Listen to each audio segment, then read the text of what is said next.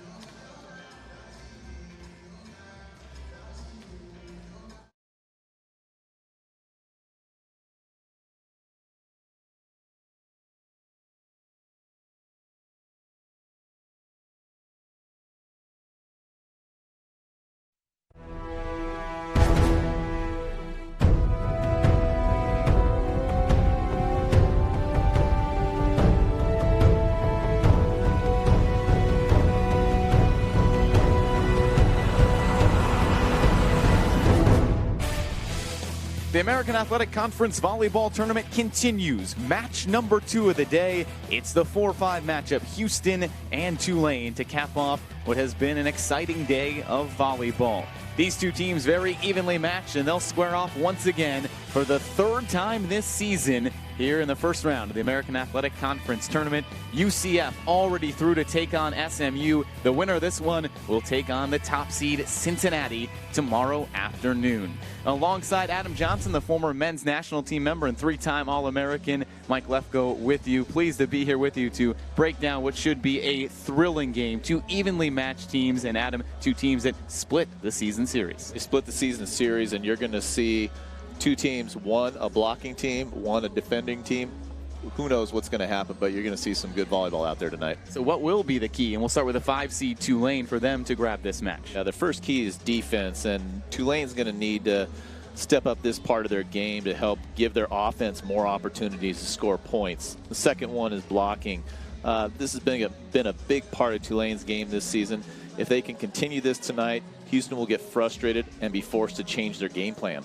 What about for the Cougars? And for the Cougars, we have their serve receive. Houston's passing needs to be spot on tonight, so their setters will be able to run their offense with a high percentage rate of success.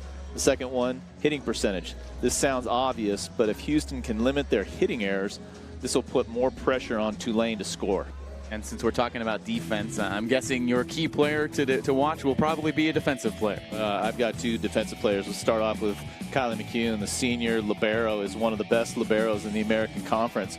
Her team is in a must-win situation, so look for her to be dialed in tonight. What about for Houston on their defensive side? We got the other libero, Katie Carbo, the all-time American Conference dig leader.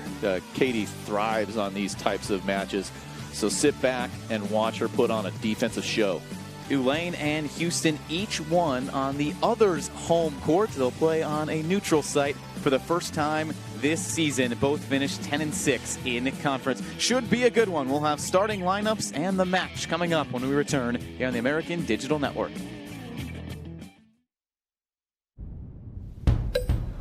When everything's a little different, one thing remains the same: the chance to make a real difference. Because the norm here is anything but. Every day our volume grows. Every moment a bit more colorful than the last. From a city that's 300 years old, we inspire things that are entirely new. Because that's what creates the change the world desperately needs.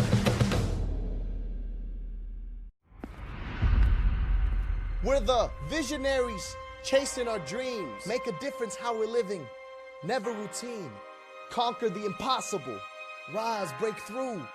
Fire in the belly. We got something to prove. The world's watching while we're reaching for gold. Go higher, go further. Let your story unfold. Passionately smashing every expectation. Create and express. Every act is innovation. Powerhouse.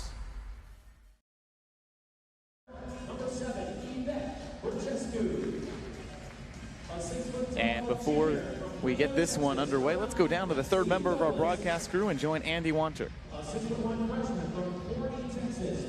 These two teams have definitely had very similar seasons so far, the guys. They talked about the ebbs and flows, the ups and downs. I spoke with both coaches before a game, and head coach David Ware of Houston likened his season to a baby roller coaster. Well, Tulane head coach Jim Barnes one-upped him, says it's not just this season, every weekend is actually a roller coaster. They either win one, lose one, and that's exactly how both of these teams ended the regular season. Now, they played each other twice already during this season, and it went to 4 sets in one and 5 sets in the other. Coach Ware says whoever wins the first set is not necessarily going to win this game. It is going to be a hard-fought battle. Well, David Ware, the conference coach of the year, his first season as Houston's head coach, led them to a 16-15 record.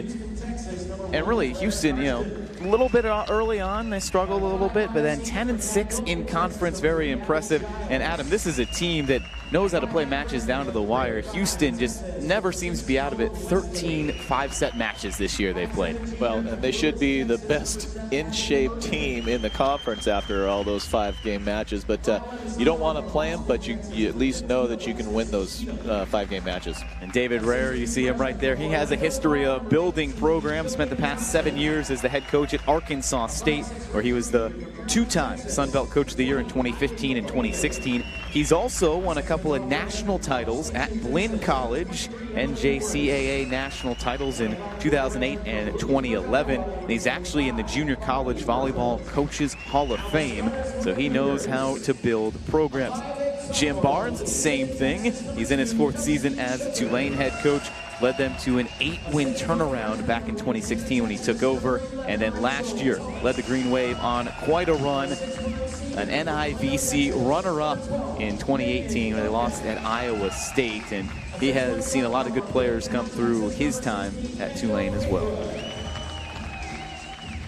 Two good volleyball minds. They've been a lot of places. Jim Barnes has been a previous head coach at a couple other stops as well. Lamar, Wyoming, and Baylor. He's got NCAA tournament experience. He's got big-time volleyball experience. How does that help when you get into a tournament situation like that to have had that head coaching experience before? Well, it's huge, and it's huge for the players because they're relying on their coach for information. And when you know that he's been there, done that, and what he's saying is kind of lore, if you will, you're going to listen, and it's going to help out. These teams, as you heard, almost as evenly matched as you can get. An identical conference record. They split the season series, and both of them won on each other's home court. So almost a little motivation when you go away from home to play in a different venue. Houston, surprisingly enough, they were much better away from home. Only 4-8 at home this season. That's something you really don't see much. That was kind of a surprising note there. Yeah, it's definitely surprising, and it's good to know that you can win on the road. But it would be nice if you can have a higher winning percentage at home for sure. Well, in this most recent match back on November 8th, it was Tulane taking it 3-1. They were all very close sets, though. Houston lost the first set 27-25, lost the second set 25-23. and then finally took the third before losing in the fourth. But the fact that those two sets, just within 1 point differential, you swing it the other way, and maybe Houston wins those two sets. These two teams, we'll see. And we talked about the liberos who will have a huge impact, Kayla McHugh and Katie Carbo. When you have a player like that, we just showed Katie Carbo, when you have a player who is the all-time digs leader, how much confidence does that instill in your defense? Well, it's huge because, again, I'm a defensive player, and that's really where the game starts. The first thing, passing is a defensive move right there, but if you get a good pass and you get a good side out, that's where it all begins. Houston also has one of the best blockers in the country right there in the middle, the freshman Rachel Tullis. She's going to be an impact all over this afternoon. I guess as we get into evening. And Houston grabs the first point. The Cougars, the 4 seed, 16-15, 10-6 in the American Athletic Conference.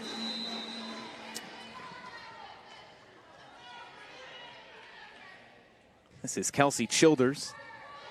The sophomore plays in the serve. Right down the middle, Kayla Dinkins, who leads the conference in blocks per set, hammers one home on offense. Again, out of the middle, you want to establish the middle, and Dinkins right here, I would say she established that time. With authority, first team all-conference selection. Kayla Dinkins, only a sophomore.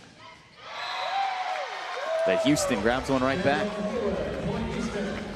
And Kendall Haywood out of the middle, but doing a little, what we call a slide on this, finding some room down the line for a point.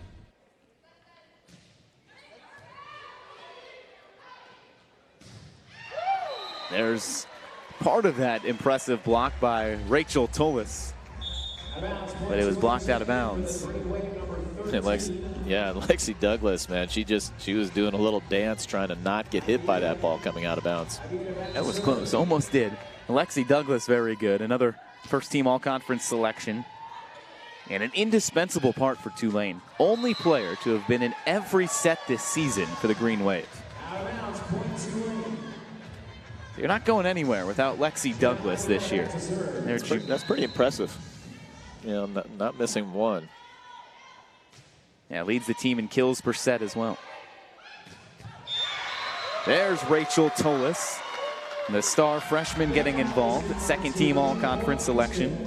Really known a lot more for her defense, but as seems to be our buzzword this tournament, establishing the middle, and Tullis was effective. I talked to both these coaches before this game started. He said, we're going to focus on that. Please do that as well. But when they have such good middles, and that's why we kind of highlighted the defense and what they could do, because Kayla Dinkins, first team all-conference, she's a middle blocker. Rachel Tullis, the most blocks in the nation, another good middle blocker. Expected that's how this game would kind of stay in the middle of this court. Yeah, and it's definitely staying in the middle right there is Toit again, putting the ball down out of the middle, and Houston's doing a great job of establishing that kind of just over the left shoulder, waiting for that ball to go past her shoulder.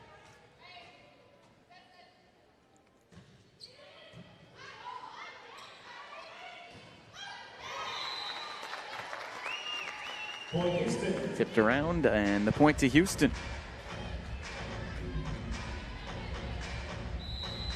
Well, David Rare led this team to an impressive turnaround. They were picked 10th in the preseason, finished 4th.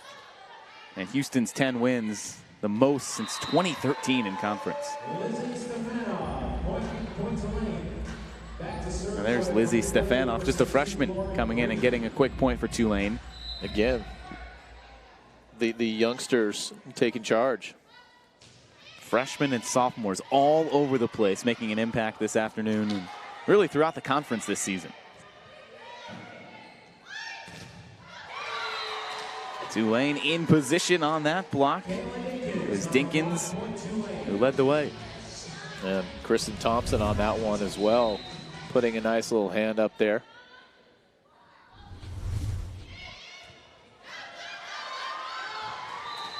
Miscommunication by Houston leads to A relatively stress-free point for Tulane. Yeah, and that's a ball that needs to come up for Houston.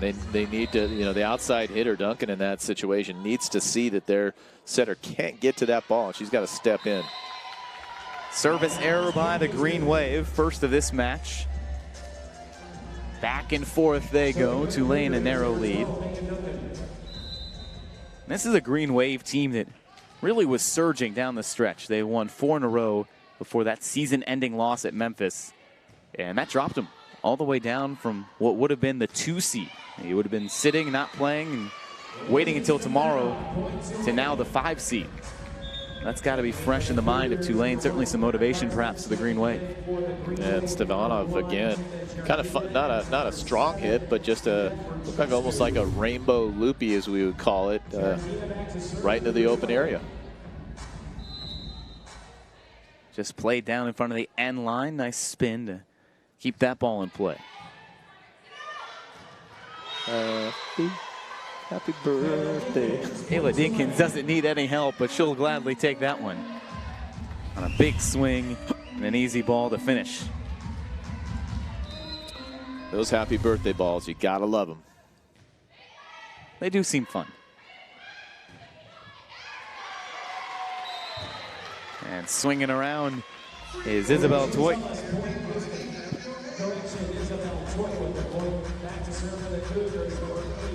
Isabel Toit has come out early with a couple of kills. And she's just a sophomore.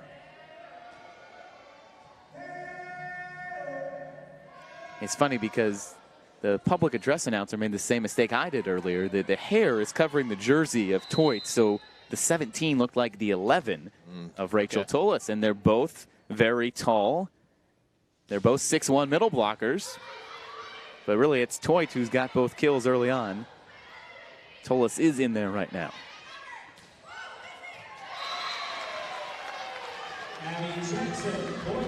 That's Abby Jackson, another freshman. So many young teams out here. Houston's a really young team also. Despite this big surge, they've done it with a lot of youth. And to have a nice little shot like that as a freshman is pretty good for Abby Jackson, excuse me. That was a nice dig by Carbo. But Tulane finishes it off.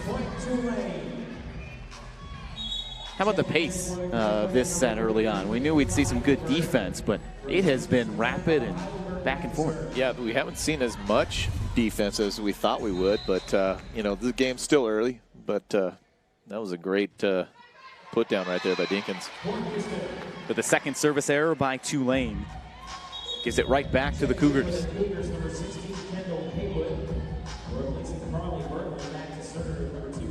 Now, Houston's doing all of this without one of their best offensive players, Abby Irvin, a junior setter who was 4th in the conference in total assists, but has been out with an injury since October 27th.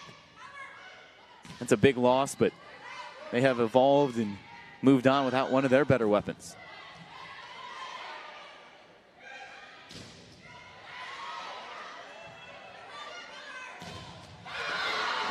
That maybe has helped Jackson's emergence, but she couldn't get it through the big wall that Tulane threw up there. Wow, that wasn't a big wall. That was a huge wall. That thing.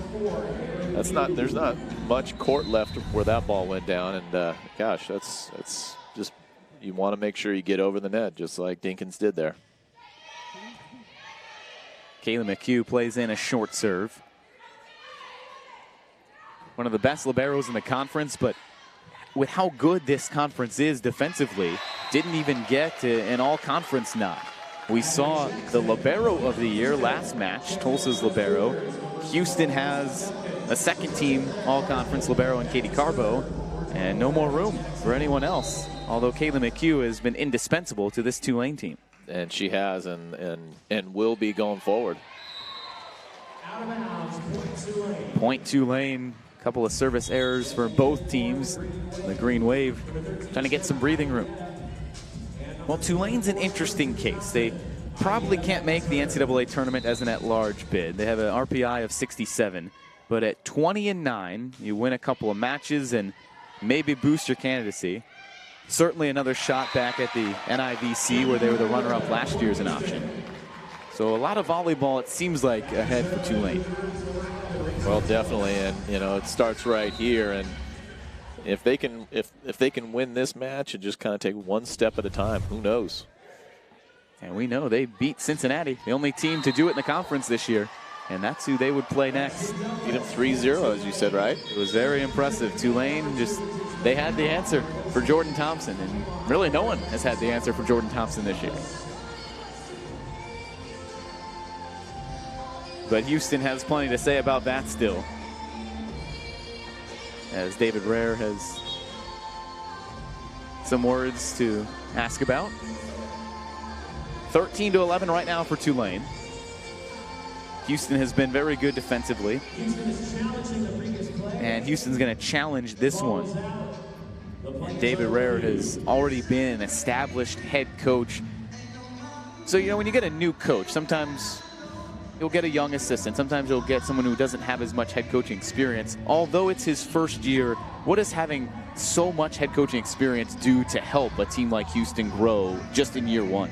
Well, I think there's many layers to it, and of course, for the players, having a new coach, sometimes they wonder a little bit, But he's proven, and if they've kind of done their homework, they know that he's there mentally and understands the game. So, from a standpoint of recruiting and whatnot, he's been there, done that. So he's well rehearsed with that. So, all in all, is a good mix right there, and you got to start somewhere.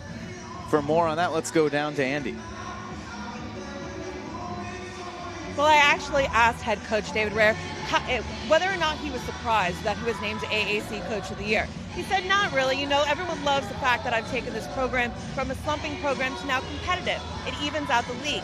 And a fun fact, he actually had a heads up that maybe he was going to win when UCF head coach Dagenet told him when they played in October that he was actually his pick. So from then on, he kind of knew, well, I might be a candidate. It has been an impressive stretch and turnaround for Houston. They have not had a lot of winning volleyball recently, which if David Rare can start to lock down that Houston recruiting base, there's so much talent around Houston. And we've seen it on the rosters of some of these other conference teams. Look what he did in year one. The rest of this conference should be on alert for what he could do the next few seasons. Well, you talk about Houston. I mean, I'm fresh off the boat from California, but everything's bigger in Texas, right? And so, you've got all of Texas to recruit from as well. So I know a lot of kids, they don't like to leave Texas.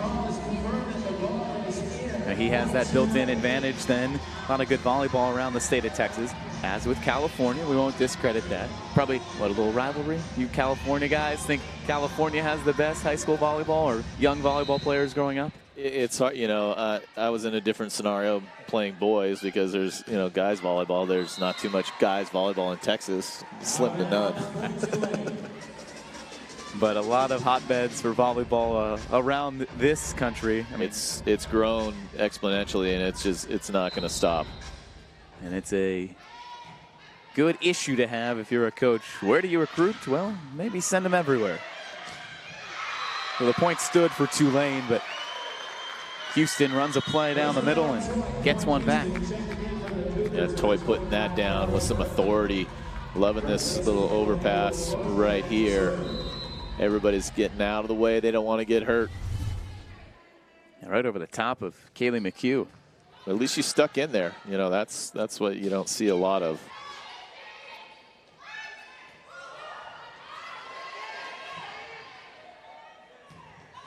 Right through the block.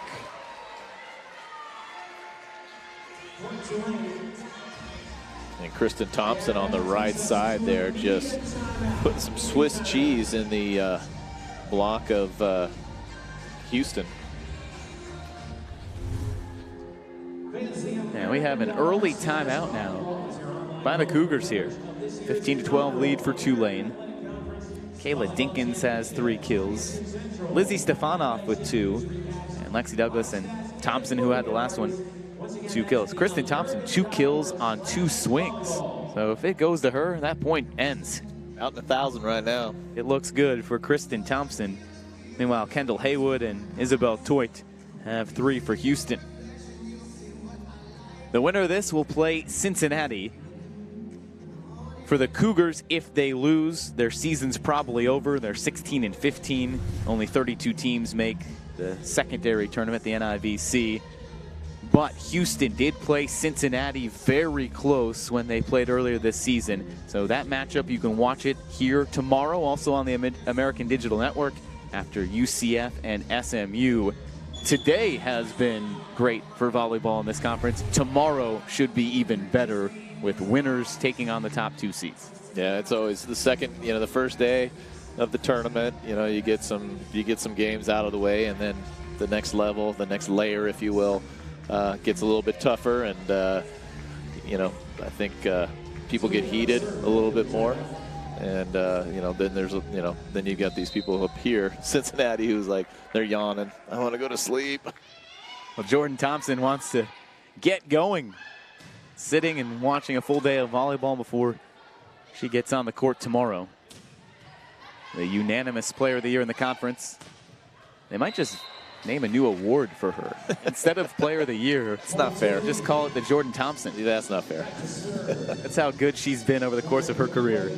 And we will talk about her plenty as Cincinnati takes the court. But for now, to focus on Tulane and Houston. But they do have the defensive prowess to maybe slow down Thompson. We mentioned what Tulane did well in that upset win over Cincinnati. They held Jordan Thompson to a very tough day, and Houston lost 3-2 to Cincinnati. So it's not like they lost in blowout fashion either. Right, and you can't stop Thompson. You can only try to contain her, but you got to watch out for everybody else on the team. Cincinnati, one conference loss for a reason. They are quite good. They are the #1 seed. But meanwhile, Tulane has come on out of that timeout that was called by Houston on a 4-0 run and the 18-12 advantage.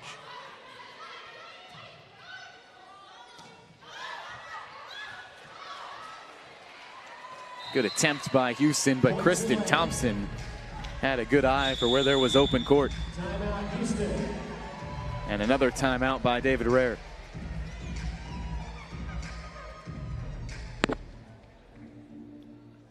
So it's been a little surge by Tulane, and it's not like the Green Wave has one overwhelmingly dominant offensive weapon, but when you have so many good options, is it almost challenging to try to game plan for who to stop? It is, and especially in these types of games, you want to make sure that you're not getting burned on your assignment. Yet you want to make sure that you're doing the right thing, and sometimes they're going to guess, sometimes they're not. And right now, Tulane seems to be, they've got their number. They've done it with balance, certainly. Kristen Thompson now 3 for 3. Meanwhile, 3 kills on 3 swings, so that perfect 1,000 still. And Kayla Dinkins has been so impressive defensively. She also has 3 kills on 4 swings. And that has all resulted in a pretty impressive opening set by Tulane. This looks like the team that was nearly the 2 seed. 20-9 this year. Just slipped up at Memphis.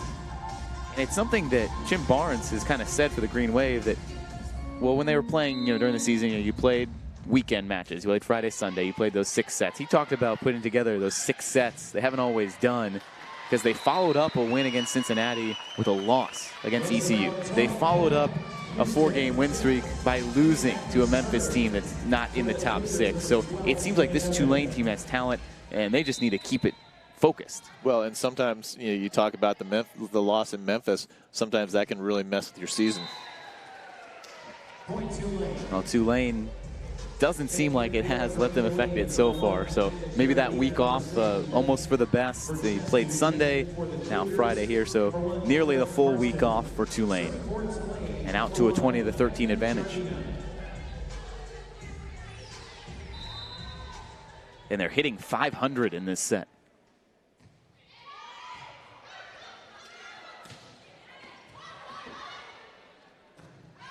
Dinkins down the middle. The other thing that I see that Tulane's doing right now pretty well is serving, and they're really getting Houston in trouble off their serve right off the bat. So if they can continue to serve tough, they're going to make their match a little bit easier. That's a big change of momentum by Abby Jackson. Leads the team in kills per set.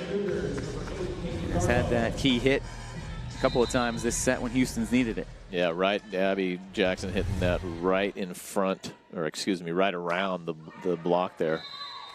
Houston gives it right back. The third service error of the match for the Cougars. Back in the match for the Green Wave, number 33, Michaela Heidelberg, replacing Lizzie Stefano. Heidelberg to serve. That brings Michaela Heidelberg in to serve. 5 double-doubles this year. Sounds like In-N-Out Burger or something. I think you're just hungry.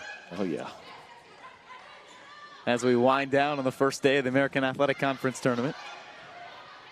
2 matches tomorrow as well. The championship then on Sunday. Great dig down the line. Giordina. And Heidelberg got it over.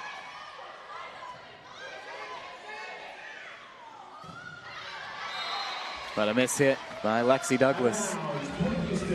Is that kind of deflating? I was just about to say that. It's deflating, but it's also like it was a really long rally, and it looked like she was just a little tired. Didn't get underneath the ball to really take advantage of that attack. Little back set.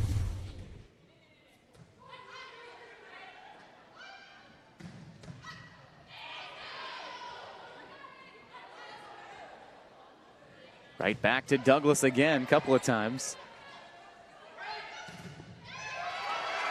And Houston all over it. And right when I was about to say that Tulane is really covering their hitters, and 2 prior to this last one, they were, and that's what they need to do. They want to give their hitters as many opportunities as possible to have success. Tullis and Jackson close the block on that one. And they do it again. That's Rachel Tullis, the nation's leader in total blocks.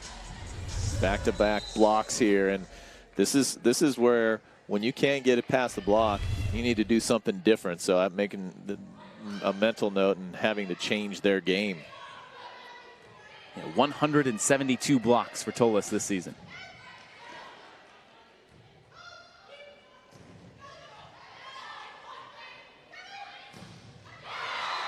There's Tulane coming back with a strong defensive effort.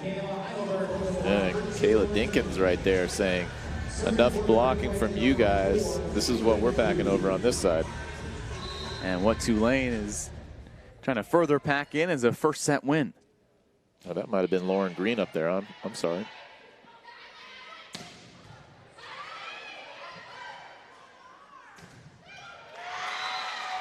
Oh, no one back again for Tulane. And Houston all over it.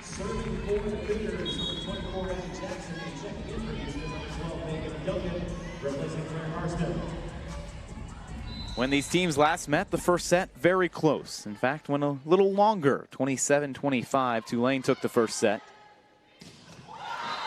But looks like a comfortable margin right now. 24-18. Another big kill from the middle. And Tulane has set point. Lauren Green with some authority on that middle right there. Got one-on-one for sure. All angle, nothing else but angle. Boom. Right in front of the, kind of getting out of the way, Katie Carbo. Tap from Tullis. And Tulane, effective, clinical, takes the first set. 25-18, the Green Wave pull away down the stretch to grab an early advantage against Houston. The 4-5 matchup, and it's the 5 seed. Tulane out in front. Second set coming up next here on the American Digital Network.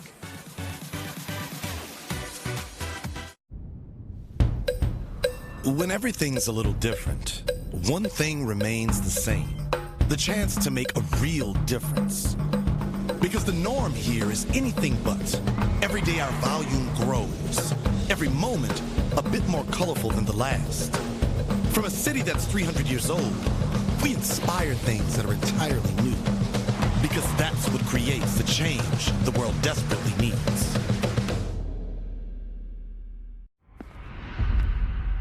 We're the visionaries chasing our dreams. Make a difference how we're living.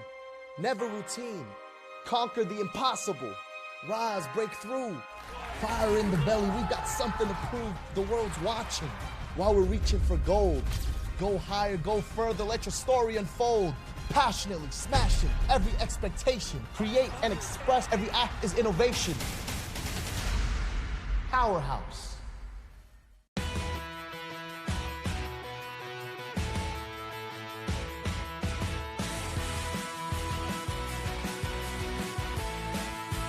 Scores! 3 strikeouts in a row. Dominance for a 4th straight year. Cueto from 30. Unbelievable. And be able to celebrate this type of championship. There's the record breaker. They are the champions of the American.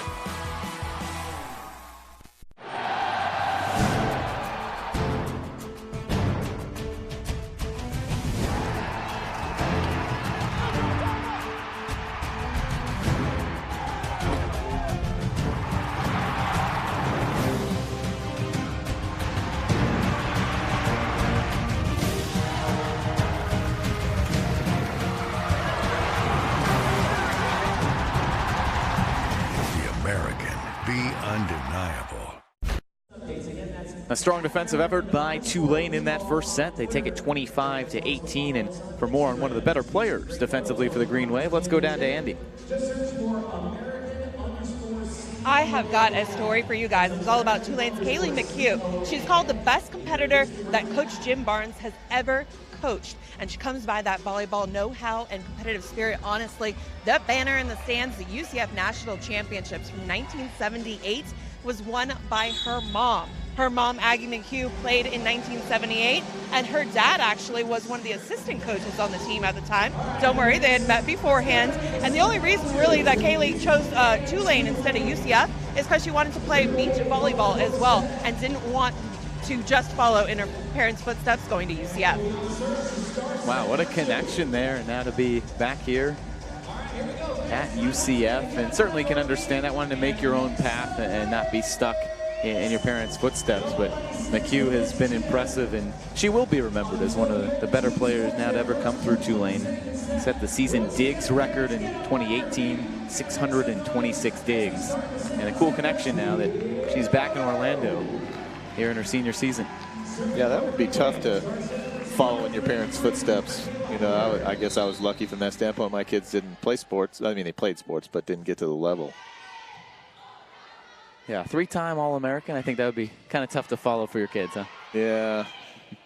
They see me on YouTube all the time now. They go, oh my gosh. Embarrassed, oh my gosh, or impressed?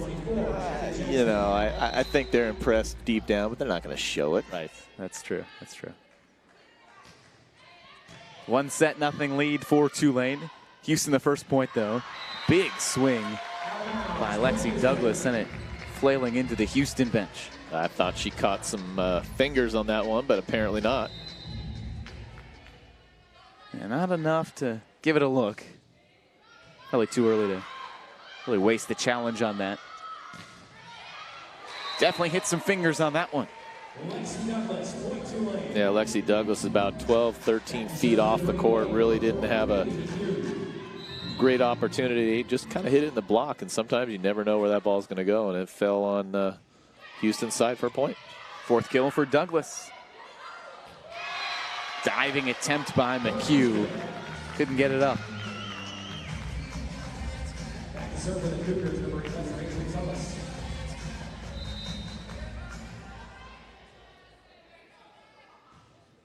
Some breathing room for Houston early on. And Tulane hits it out. Second attacking error in just 5 points.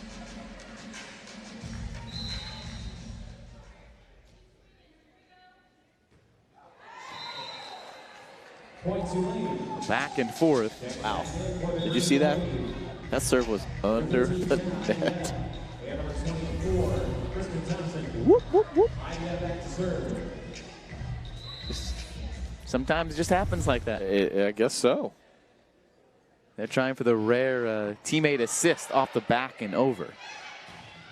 I've seen many people get hit in the head before in the back, and it does not Well, I've been hitting the back of the head. It doesn't feel good. Doesn't really endear you to your teammates either, does it? No. You get hit in the head, you're a little upset. But despite all that, Houston still out to a 3-point lead. And then just miscommunication leads to a service ace by the Cougars. Tulane didn't know who was going to take that one. And usually the middle blocker in the front row, you want to get out of the way. And Tulane again, some indecision. That's just a great serve though, catches the line. And how about this run from Carly Birkland? And that causes a timeout by the Green Wave.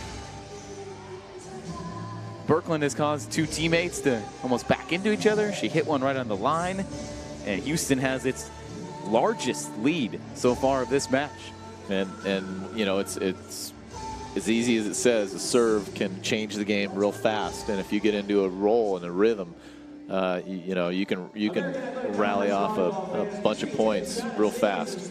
You know, when you're Tulane, you're not even allowing your team an opportunity. That's got to be frustrating for Jim Barnes to see his team not even setting up a ball and get it in play. Well, and I think the thing that's frustrating is you win the first game. I don't want to say pretty handily, but 25-18 is pretty handily. And you come out, you're down 2-7 in the second game right off the bat. What happened? You know, I don't know what he's saying to his kids, but that's what I would be saying. What? Yeah. No momentum sustained by Tulane right now. It could have been that. He could have said exactly what you said. Easily said that. You said you coached, you had these players. So, no, not these players, but you've had players certainly through similar situations.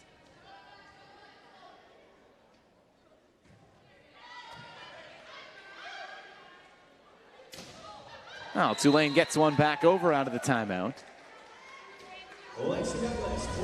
Lexi Douglas here squeaking this one through about 8 feet off the net. Just gets through the Houston block there for a point.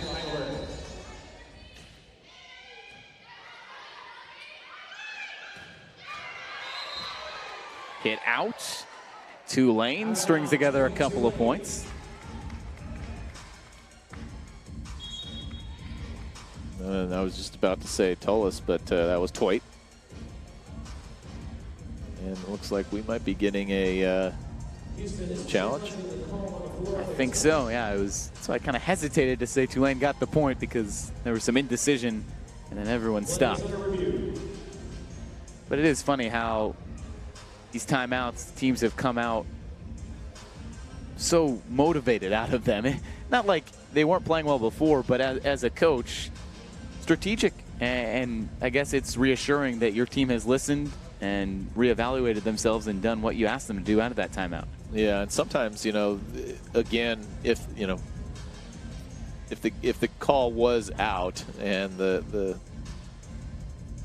coach is just calling, you know, using his card just to kind of take a timeout, then, you know, people get a little edgy sometimes, and that was well out. So, you know, who knows?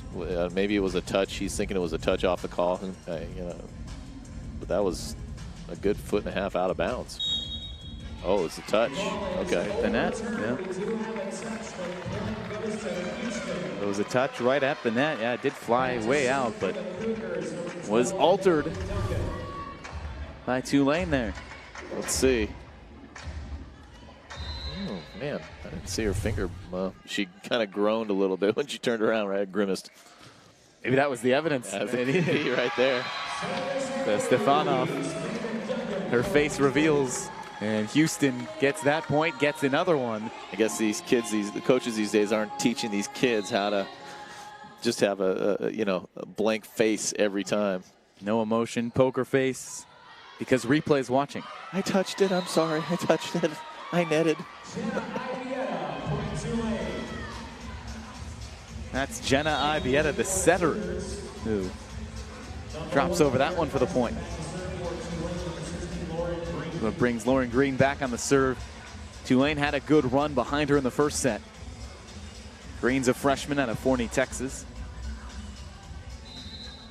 And it seems freshmen and sophomores are just ruling the day in this conference. But a service error by Green.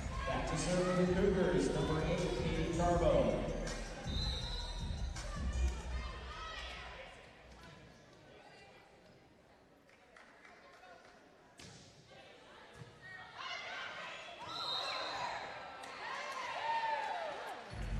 Houston in the net. They weren't happy about it.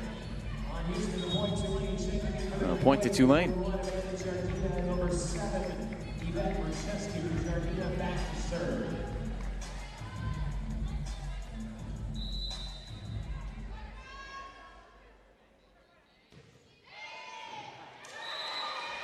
And just a miss hit by Houston. And another service ace by the Green Wave. That's helped them offset some of these service errors. 4 service errors by Houston, 3 by Tulane. But the 3rd service ace by the Green Wave. And that was Tolis swinging around from the middle.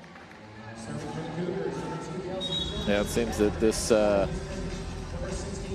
little back slide play was doing really well in the first match. And hopefully these coaches might have seen that it would work in the second match.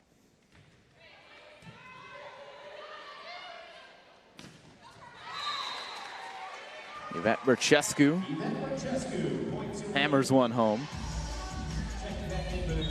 We saw a lot of action from the middles in that first set. Have you noticed any noticeable changes from maybe a Tulane or a Houston so far in this second, or just kind of still feeling out each other's defenses? I think they're still filling each other's defenses out. I think the passing for both teams has not been there to be able to set the middle. Therefore, the set's got to go outside or right side. So look for, on good passes, which will be obvious, then you're going to see the setters go to the middle a little bit more. Does it kind of feel like maybe last match what Todd Dagenais said, both teams played very bad offensively in that set? Or he said, or good defensively. Does that kind of feel like this set shaping up so far? Not as bad. Not as bad. Not as bad, definitely. But, I love to hear Todd after the game saying, yeah, neither one of us was playing very well. And, they just played a little bit better than us. But that happens. Cougars maintaining the advantage. And Rachel Tolis gets the... Well, we'll let you talk about your favorite play. The happy birthday, the overpass. I mean, this is the one, and at least you see, who was it flying in there? You saw Heidelberg, flying in there trying to dig that ball. That's the thing that I don't see a whole lot of. It's more of, oh, it's an overpass. I'm not going to get hit. If you make a mistake, try and make up for it. That's what I always said. An impressive effort, but went for the Houston point. If you get hit in the face, you get hit in the face. That seems to be the fear, though. That would be a big concern. Yeah, and with concussions these days, Yeah, that ball has some velocity behind it as well when you get an overpass like that. Megan Duncan combined on that block with like Abby Jackson. Well, Megan Duncan, haven't mentioned her name yet, but second team all-conference and one of the better offensive players for Houston.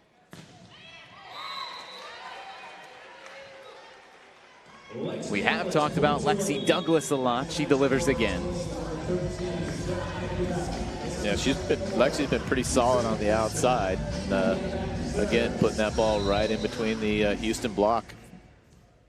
Yeah, just sheer swing volume for Douglas. They already targeted her 15 times.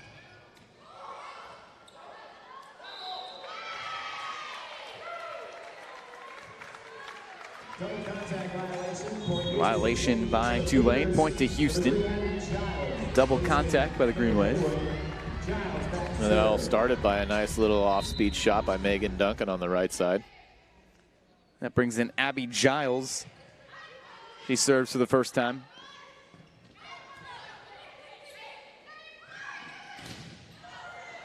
Blocked back and had some open court to drop it in. Those as a hitter, those are the blocks that you just don't like because they sit up there forever, ever, and they finally land in. It's a slow death for you as a hitter. unable to do anything as that ball arcs back down to earth. From the back row, Douglas couldn't get it in. Yeah, Douglas just missing that one. Not I'd say by less than a foot. It was a somewhat back and forth first set, although Tulane seemed like they were in control the entire time. They took it 25-18. Houston has had the edge for most of this second set. And a 5-point advantage right now.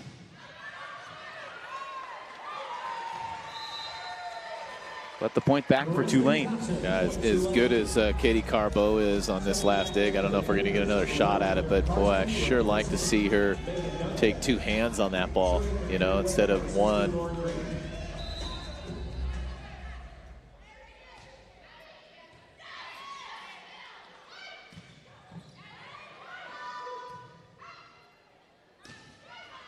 An opportunity for Houston. Toit. Double contact violation, point Houston. Back to serve for Cougars number 8, Carbo. 17-12 edge for Houston. We mentioned this a little bit at the start of the broadcast. This is a team that knows how to go the distance. 13 5-set matches, the most in the conference, including a stretch where they played 6 straight 5-set matches.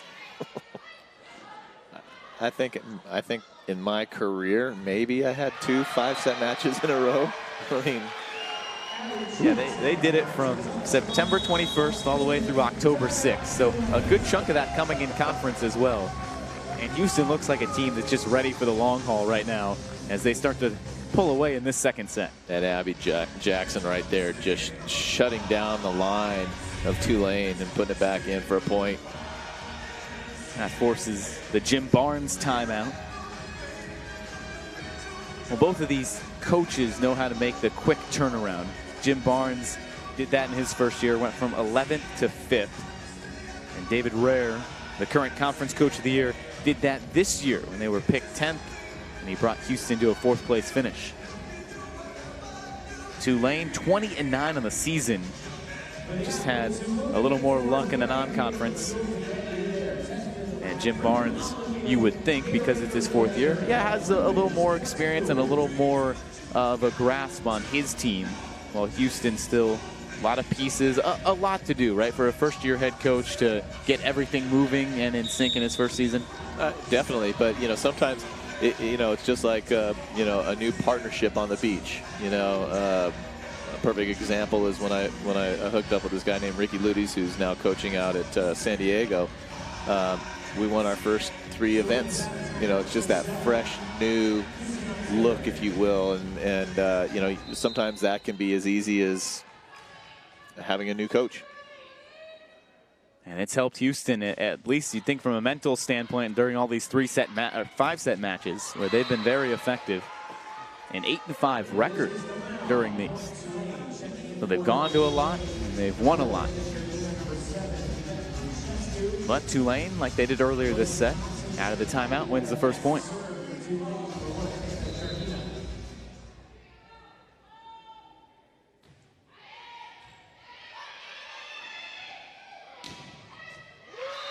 Jackson, big swing.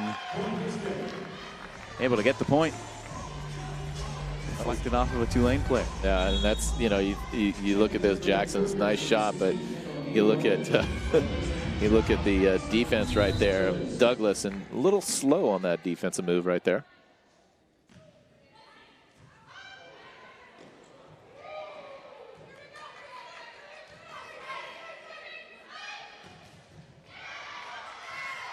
Oh, nice play. Oh, look at that. And Tulane gets a point that Houston thought they had won. Never give up till you hear the whistle. I think you'd see that mantra. Exactly, and I don't know what Houston's thinking right now. Maybe I missed something from the camera angle or something. Are we going to get to see that one again? Let's see it. 1, 2, oh, I see 1, 2, 3, 4. Yeah. David Rare holding 4 up, and yep. Houston had stopped. Every Cougar had come to a complete stop. Yeah.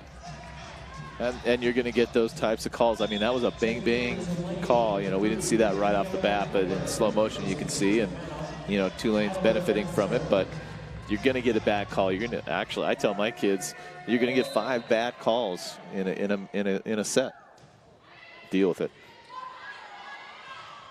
See how Houston responds. Still some breathing room. At least the Cougars have that. Resettle to the outside. Big swing, almost a walk-off. Kendall Haywood knew it was a finisher after she delivered that hit. You know, Haywood with a nice shot down the line here, and Kaylee McHugh sticking in there. Almost had the dig, but not quite.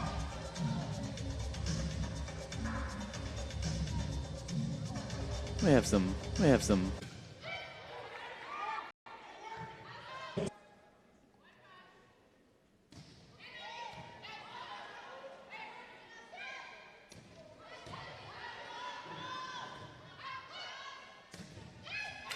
Big block by the Cougars. Kendall Haywood and Rachel Tullis. Tullis will grab that volleyball and serve up set point.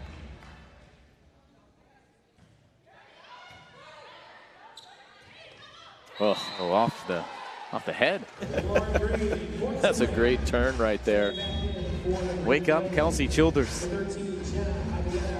Yeah, Lauren Douglas really getting up quick and just cutting that ball across her body down for the point. Snap real fast. Hello. Down the middle, Toit, the finisher. Houston has evened up this match. With a 25-16 second set win. An impressive response by the Cougars. After Tulane took the first set, we are all square as they go into the long break. And let's go down to Andy, who's standing by with head coach David Rare.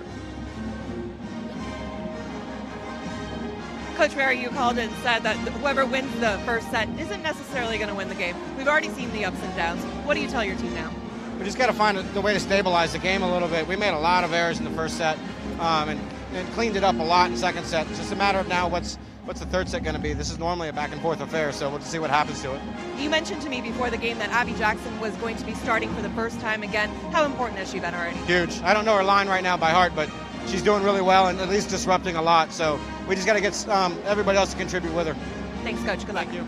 Abby Jackson with 5 kills. Houston has some balance, and we have a tied match. 1-1, the third set coming up from the conference tournament when we return.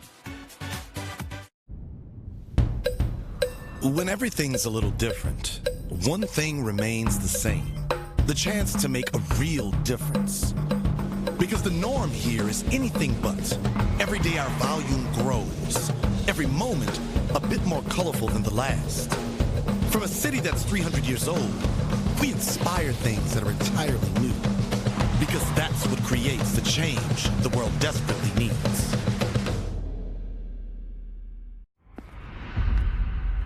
We're the visionaries chasing our dreams. Make a difference how we're living. Never routine. Conquer the impossible. Rise, break through. Fire in the belly. We got something to prove. The world's watching while we're reaching for gold. Go higher, go further, let your story unfold. Passionately, smashing every expectation. Create and express, every act is innovation. Powerhouse.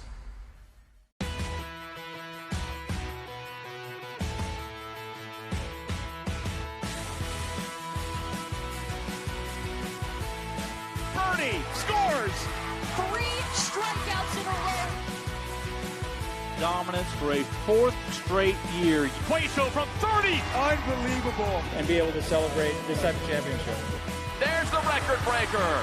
They are the champions of the American.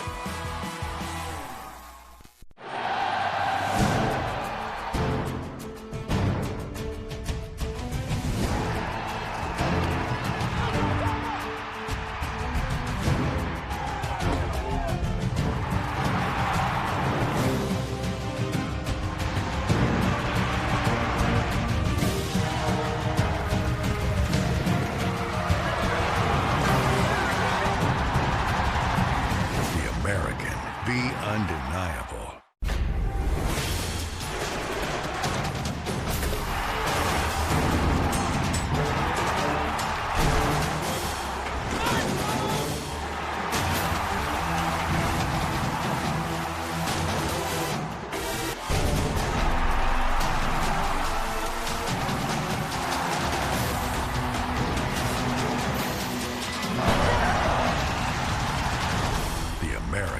Be undeniable.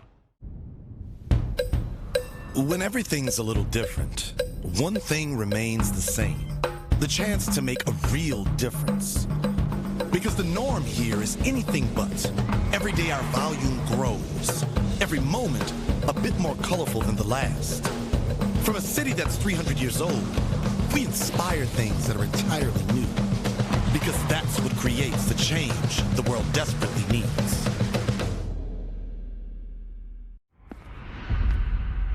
We're the visionaries chasing our dreams. Make a difference how we're living.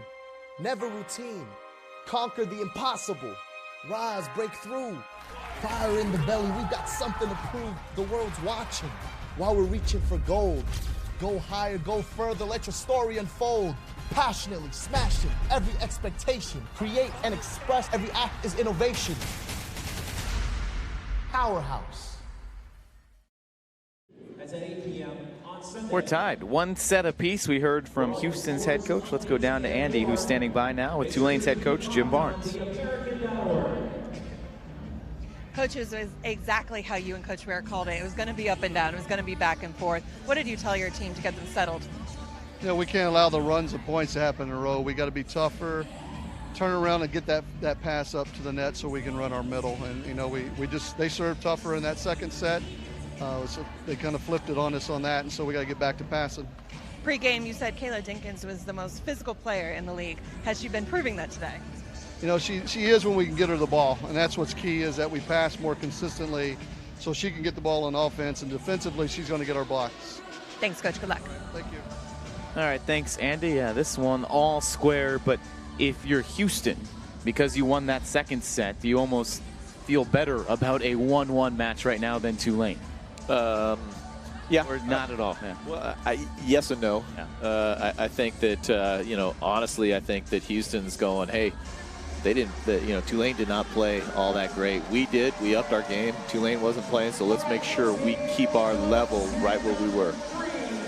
8 attacking errors for Tulane in that second set. Only 2 for Houston, so the Cougars certainly cleaned it up. But it is funny with momentum swings that up 1-0 to now 1-1 feels so much more different than down 1-0 to 1-1. Well, Jordan Thompson and Cincinnati still hanging around. They've been here all afternoon. They will take the court tomorrow against the winner of this match. And both of these teams played Cincinnati tough. Now, Tulane and Houston, West Division, Cincinnati in the East.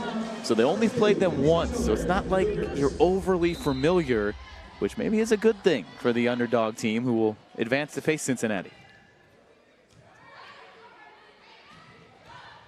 Well, this one starts off with a quick play down the middle, and Kayla Dinkins, as she started the match, starts this set off with a point. And Coach Barnes was saying right before, you know, getting the middles involved, and right off the bat, middle is involved. Dinkins has been so impressive. Douglas and Berchescu good from the outside for Tulane. And that's Berchescu who gets that point. Yeah, Berchescu from the right side, getting off quick, getting up, hitting high and hard. 5 matches of double-digit kills this year for Yvette Berchescu, the sophomore.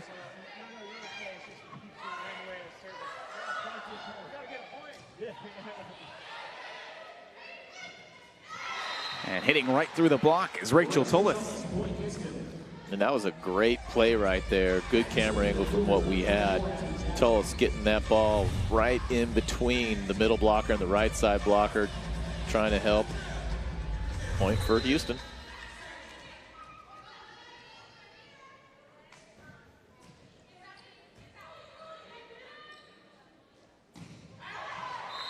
Huge swing by Douglas.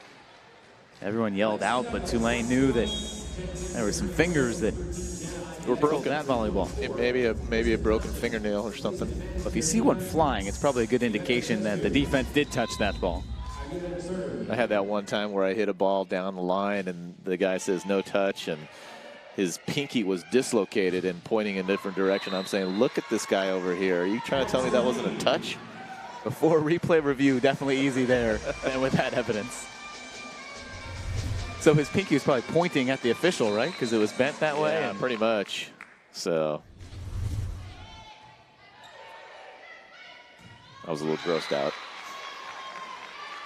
That was the strategy then. It got you off your game. A little bit. I was like, hey, he touched it. You. Rachel Tullis has been very good throughout this match. What a huge addition for Houston. Well, has been good, and then you jinxed her. I don't believe in that, but yeah, jinxed her. The evidence is not good on my part right now. Back over to Tulane.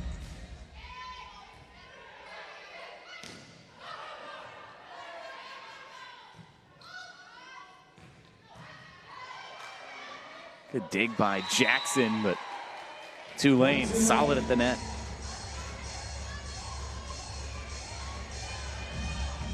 And Stefanov really was hoping for a little happy birthday ball there, but didn't happen.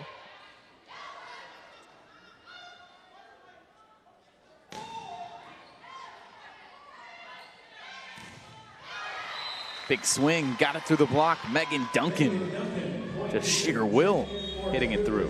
I was going to say, you know, it sure is, because she really doesn't even look like she takes much of an approach, but yet she just finds the little creases in between the block, just as what we call would be chiseling the block.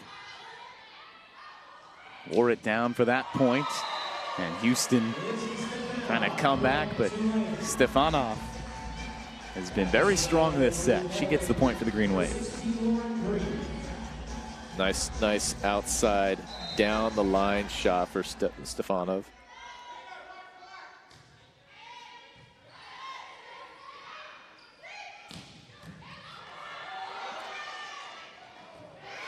Almost had it on that happy birthday, but came down, and then Tulane just gives Houston the point anyway.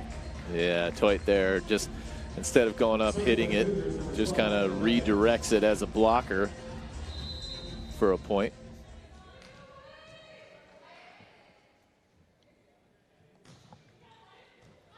Well, the hitting percentage is very good for both of these teams, even though we touted the defense. They're finding their creases and finding spaces in the blocks, like Lexi Douglas did there. Yeah, Lexi Douglas out of the back row, finding some space right there, hitting it just past Megan Duncan.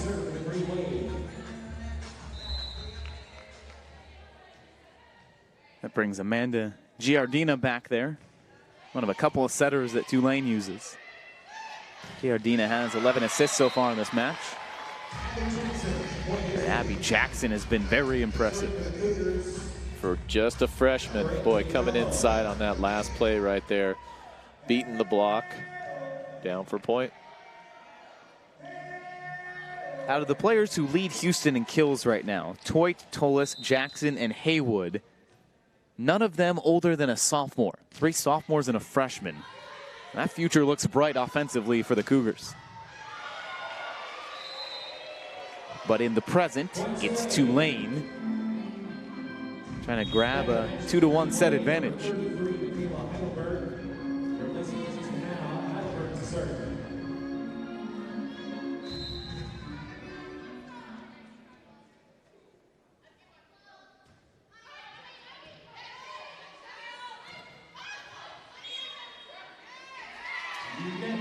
Net violation for Tulane. Man, that must have been a micro touch, because I could not see the net moving whatsoever.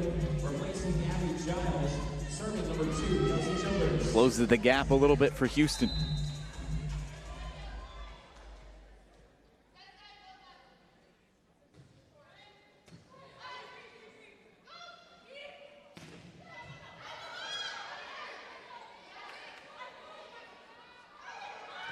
Giardina plays it over the top. That's the first one. That's the first time that ball's gone over, or gone down, I should say. A crafty move by Amanda Giardina. Well, both setters have tried doing that, and they've both been picked up. So perseverance in it paid off. But like we've seen, these teams have not been able to follow a big point like that with sustained momentum. Service error by Tulane.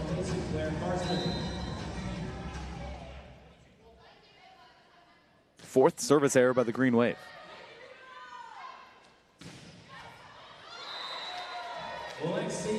As this match stays so close and back and forth, how much of an advantage for Tulane that, you know, they've been in this tournament situation before, had a long run last year in a postseason tournament, whereas Houston, very young. Well, anytime you've been in the situation for, you know, as long as some of the kids on the Tulane team has, and sometimes when you're a young kid, you just don't care. You know, you don't think about the pressure, you just go out and play. I think that's, you know, young and dumb is what they used to call it when I was playing. You know, you're going out there and playing, and there's not, the pressure is almost gone. But you know, nowadays with you know, TV and all this kind of stuff, it seems to me like there's a little more pressure on these kids, and they seem to be handling it quite well. Both teams playing well, yeah. Houston, I guess, didn't think about that, playing almost carefree, not knowing the magnitude of the stakes. And they look solid right now. That was always my problem, the paralysis by analysis. I got that shouted at me a few times. Okay. Abby Jackson out of the back row right there for Houston.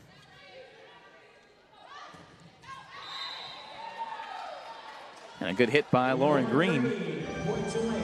Kind of caught the defense off guard.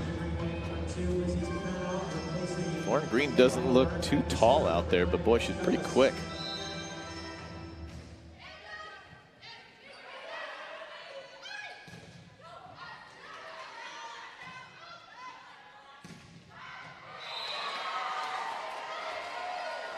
Good cross-court shot. That one just landed and had to look at it for a moment. That ball was angling toward the back and able to just cut in on that sideline.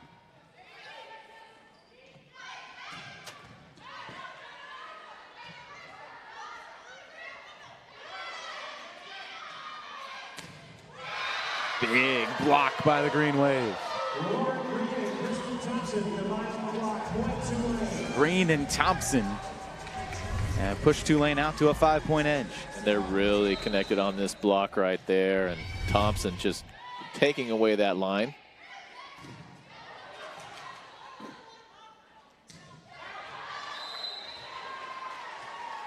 And Thompson able to then finish on the offensive side. Media timeout. And a timeout. 15-9, Tulane edge. They're starting to find their rhythm. Now Tulane has had the lead the entirety of this set. They scored the first point. They have not lost the lead. It's been close, but now the Green Wave look like they're trying to open something up right here. Well, it kind of looks like right now these guys, you know, Houston and Tulane are going back and forth. You know, it seems like it's going to be a 5-game match, and we'll see what comes down in the 5th game. You know, Tulane wins the first game pretty easily. Houston wins the second game pretty easily. Right now, Tulane's looking pretty solid.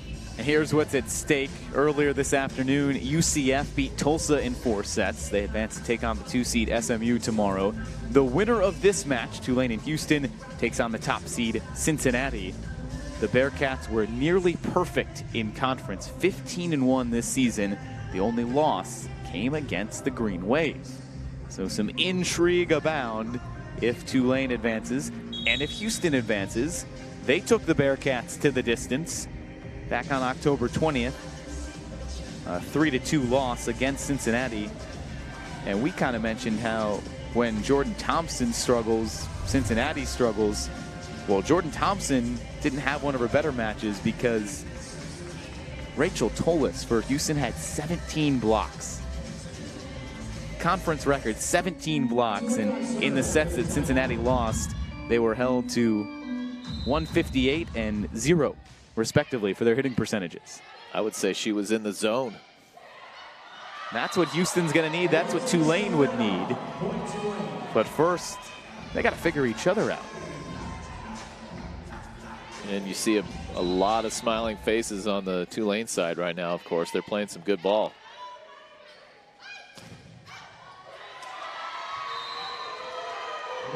The force almost becomes too overwhelming now. Seems like that momentum is something picks up speed. It's one thing after another, and right now Houston's having some problems with Tulane's block. They can't get it past it. Everything going right for the Green Wave.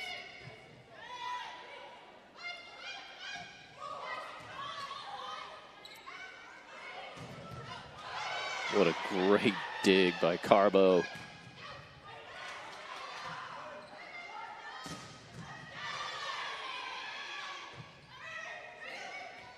Claire Karsten, the tip.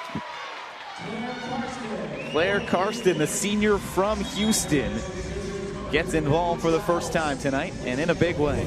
She almost looks like she's playing a little beach volleyball right here. A little cut shot, as we call it, a little cutty shark.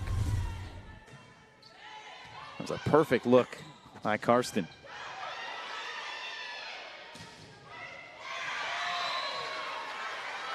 And Houston swinging it back around.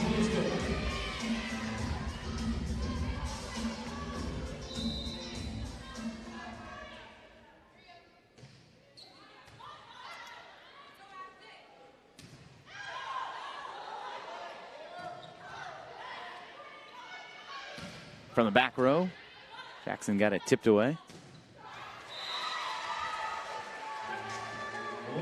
And then Lauren Green closes it down. Looks like Coach Rare wanted to maybe challenge a call, but wasn't quite sure if he was going to do it or not.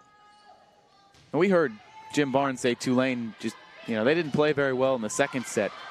They have been impressive this set. No errors and 13 kills here in this set.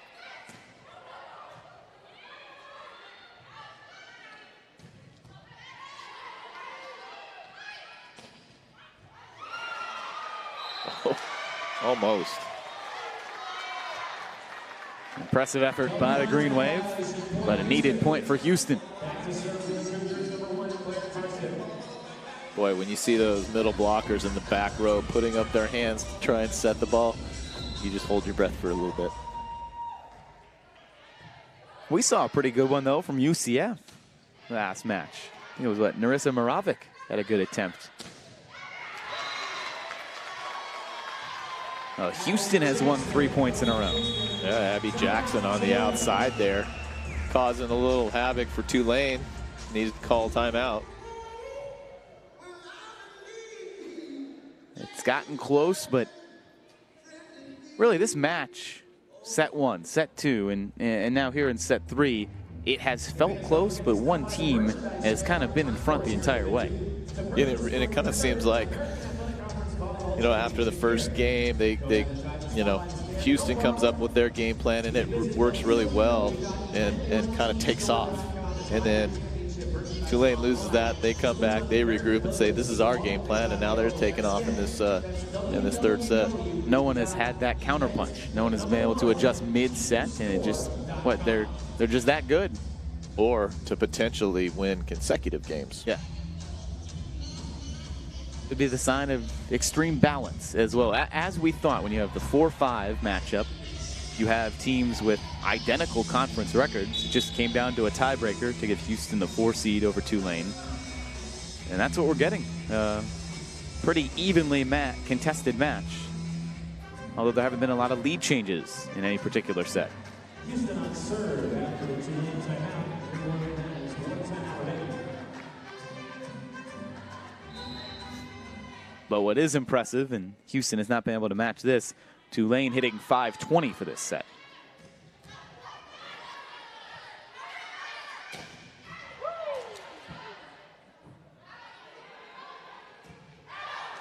That's hit out. A point for Houston, now 18-14. We're in set number 3. These teams split the first 2 sets. And these teams split the 2 meetings this season against each other. Oh, what a great set right there. And it's Kayla Dinkins, the high flyer, who hits balls with authority. She hits balls with authority, but it was all kind of set up here by Jenna Ibieta right there, just saving that ball from going over the net.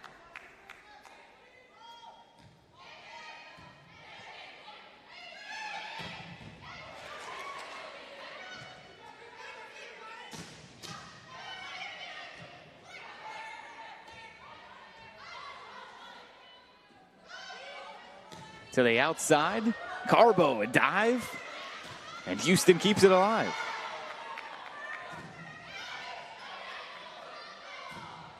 Look at the Cougars able to win that point.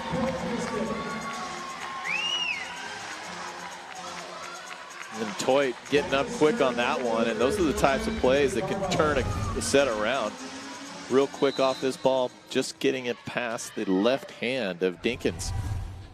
After a couple of impressive digs by Carbo to keep the Cougars around. And they followed it up with a service ace.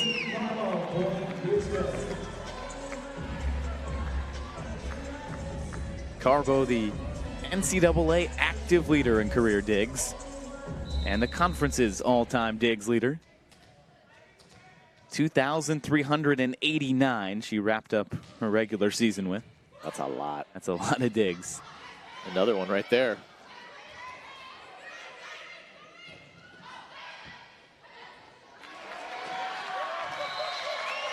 Houston again. Don't look now, but we got a third set shaping up to be a doozy. Houston's got a little momentum going on right now. And another timeout by Tulane.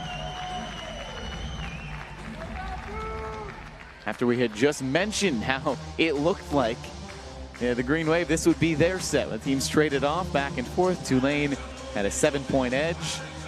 A timeout because Houston was getting close. A couple of points back and forth, and now getting nerve-wrackingly close if you're wearing a Green Wave jersey. Yeah, you know, as I was mentioning before, each team's coming out after the previous game, and they've got a game plan, and it takes off, and all of a sudden the Tulanes seem to have hit the wall right now, and Houston's kind of attacking them and taking advantage of it. A 3-0 run by the Cougars. They are serving, and they certainly have momentum on a couple of good serves by Katie Carbo.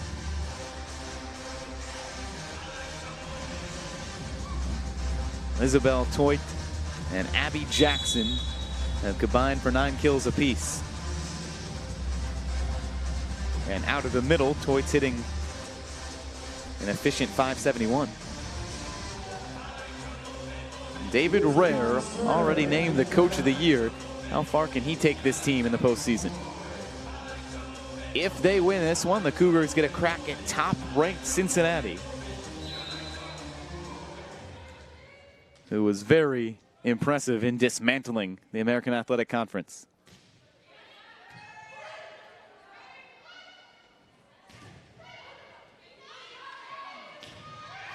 Couple of looks, but Burchescu couldn't get it past Houston, and the Cougars a point away from coming all the way back to tie this set. Yeah, Tullis up on the block here. For some reason, her setter decided not to, Childers decided not to block. A little solo block there. Burchescu gets that one. And Abby Jackson had a little palm pound on the court in frustration briefly. Yeah, it's good that for Tulane to get off 19, they've been on there for quite a while.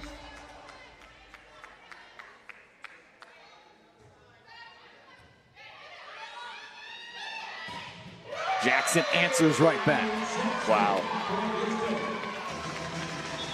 Just a freshman. Abby Jackson just unleashing on this one right here, right in between the block and down for a point. That does not look fun to try to dig with that power. Doesn't look like a freshman either. Jackson's been very impressive this season for the Cougars.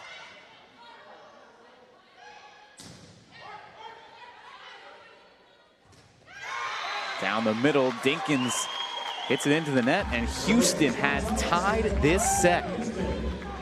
They were down 17-10. And now it's all tied up, 20 apiece.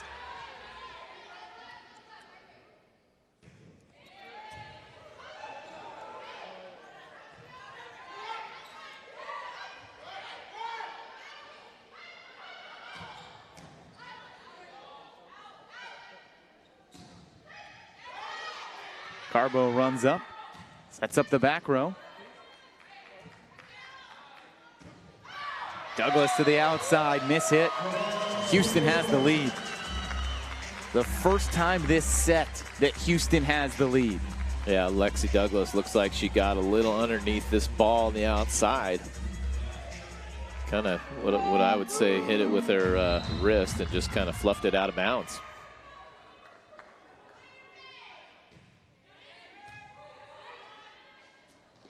That's been the good play for Tulane, but the second miss hit in a row for Kayla Dinkins. And all of a sudden, Tulane can't find its touch. 3 straight attacking errors by the Green Wave. That's never a good sign.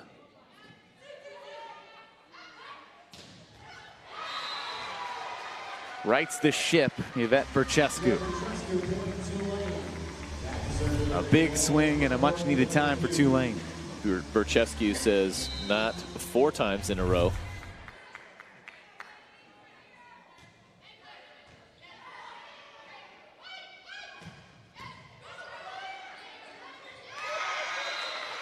Karsten gets Tulane out of rhythm, and it's 23-21.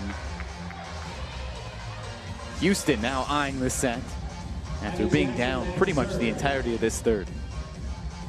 And as a player that's on the team that's been down the entire time, finally getting ahead in the latter part of the game, that's right there a mental win as well.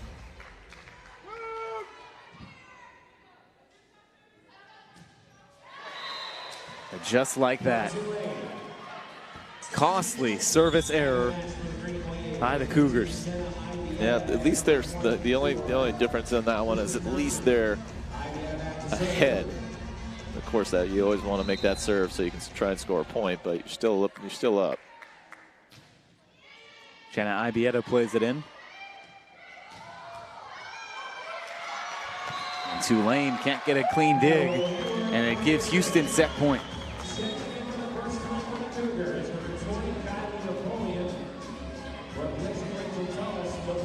And they will bring in Kylie Napoleon for the first time this match.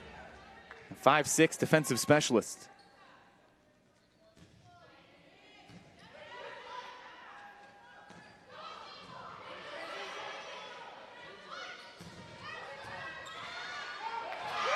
Houston comes all the way back to take the third set. 25-22.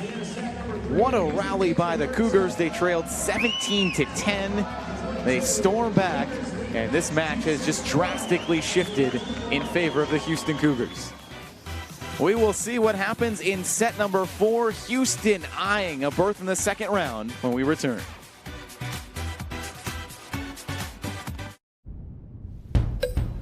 When everything's a little different, one thing remains the same. The chance to make a real difference. Because the norm here is anything but. Every day our volume grows. Every moment a bit more colorful than the last. From a city that's 300 years old, we inspire things that are entirely new. Because that's what creates the change the world desperately needs.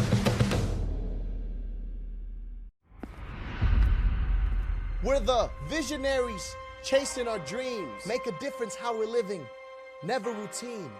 Conquer the impossible. Rise, break through. Fire in the belly. We've got something to prove. The world's watching while we're reaching for gold. Go higher, go further. Let your story unfold. Passionately smashing every expectation. Create and express. Every act is innovation. Powerhouse.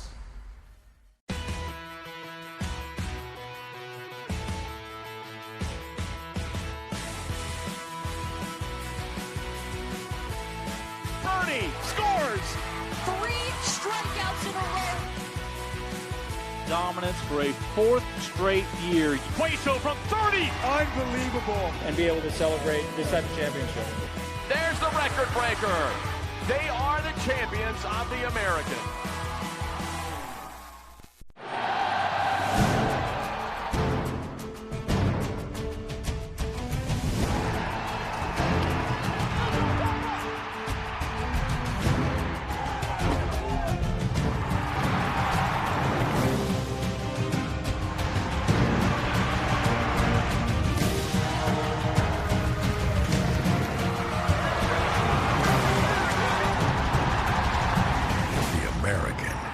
Undeniable.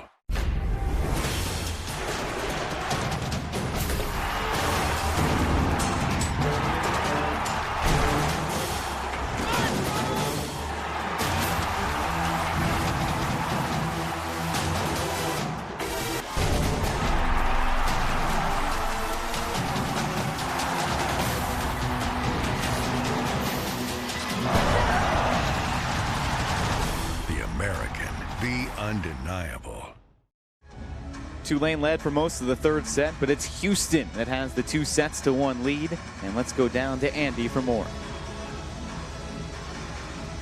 Well, imagine how different the Cougars would look if they didn't have Rachel Tellez and Isabel Hoyt. They wouldn't have been here this year, though, if it wasn't for the head coach. They all followed him from Arkansas State, along with Carly Birkland and Michelle Klein. All 4 players decided to forego their commitments to Arkansas State and follow Coach Ware over to the Cougars. Just imagine how different they would be, and already they're showing up huge in this game. An impressive recruiting class, certainly for David Rare and for the Houston Cougars. And this is a group that will probably reshape Houston volleyball for the foreseeable future. We've talked about how impressive Tullis has been defensively, but Toit, nearly one of the match leaders in kills. That's a huge offensive weapon as well that wasn't originally going to come to Houston. Well, especially coming out of both those coming out of the middle, and middles are really pulling through for the Cougars right now. If you're Tulane, how do you recover? How do you respond from a set where it looked like you had it and then all of a sudden it slipped away? Well, you definitely have to regroup. That's more of a mental thing. I mean, yes, they were making mistakes here and there, but that's more mental play. Did not have that finishing mentality. They played so well to build up a lead. Were perfect until, as you mentioned, that fateful number 19. They were just stuck on 19 for a long time. It was 19-13. All of a sudden it was 19-17, and then all of a sudden it was Houston's set. Tulane does take the first point, though. But these 5-set matches seem to be a trademark of the Cougars. We may be headed for another one. Houston would certainly hope not.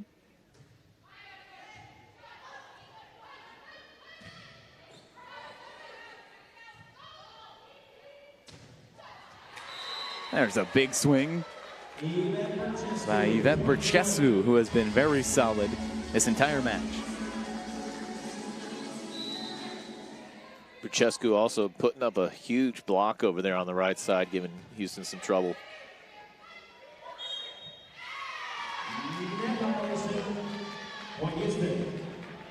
Point for the Cougars on a violation by Tulane. Looked like Kayla Dinkins getting a little excited trying to get that ball. Abby Jackson serves it into the net. She's had some trouble with her serve this afternoon. Had a service error that luckily did not turn into too much of a costly mistake when Houston was up 23-21. But a handful of serving errors for the Cougars this match. And now it's Tulane out to a 4-1 lead. Maybe Houston got so excited in that third game that they're coming out a little bit slow. And I think, like what you said, it's been one set on, one set off. These two teams have traded on which team has come out well in every other set. And it seems so easy, right? Just say, play 2 sets well in a row. not that easy. Ooh, and that's not a good sign right there for Houston. Not a good sign when a free ball like that goes down and nobody's even making a move for it. That's just a lack of concentration right there, and you don't want to see that early on. But they're down 2-5.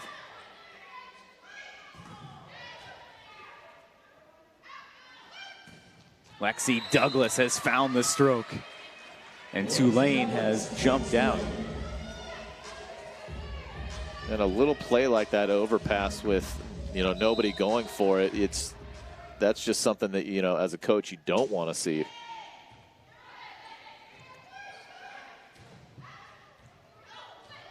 Did Houston almost exert so much effort in that comeback that it's asking a lot to come out with that same intensity to start this fourth set?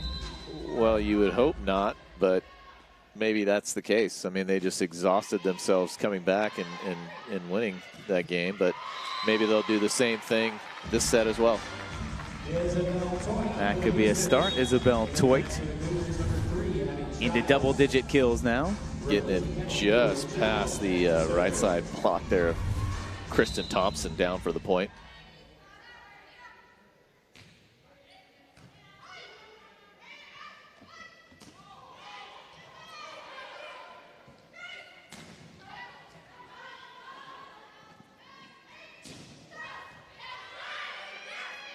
Back and forth, down the middle. Tulane able to reset.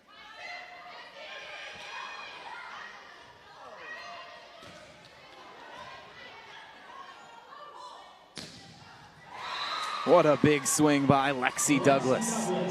Lexi Douglas. We haven't heard her name lately, but she was ready for that one for sure on the outside. And just a one-on-one. Doesn't even look like their block was getting over the net. Kelsey Childers, excuse me. After a couple of attacking errors last set, Douglas has been locked in. 2 impressive kills on back-to-back swings.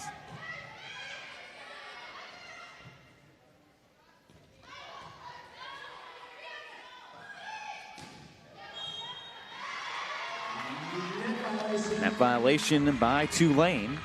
Well, the Green Wave can't get enough momentum to seemingly bury Houston, but I say seemingly because there was a huge deficit last set as well, and the Cougars came all the way back. Yeah, and Coach Barnes wasn't quite sure if she netted on that, just asking the down ref to make sure of it.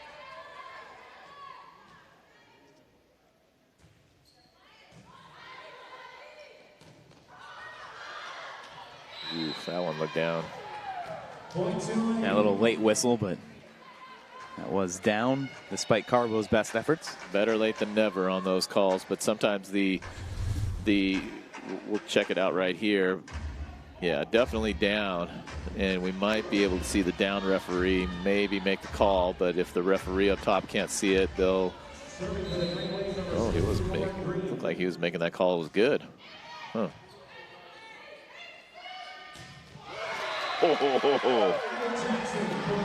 No need for controversy there. Abby Jackson with a punishing hit. My goodness. Just Abby Jackson just throttles. What a turn down the line for a point. Impressive velocity from the freshman. If that doesn't get you excited, I don't know what does. But Houston can't capitalize off of it. Another one for the Green Wave. Quietly, Lizzie Stanoff just putting that ball down through the Houston block for a point.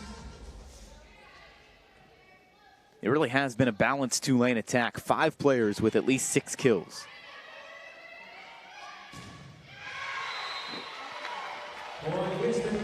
And once again, a swing by Abby Jackson results in positive things for the Cougars.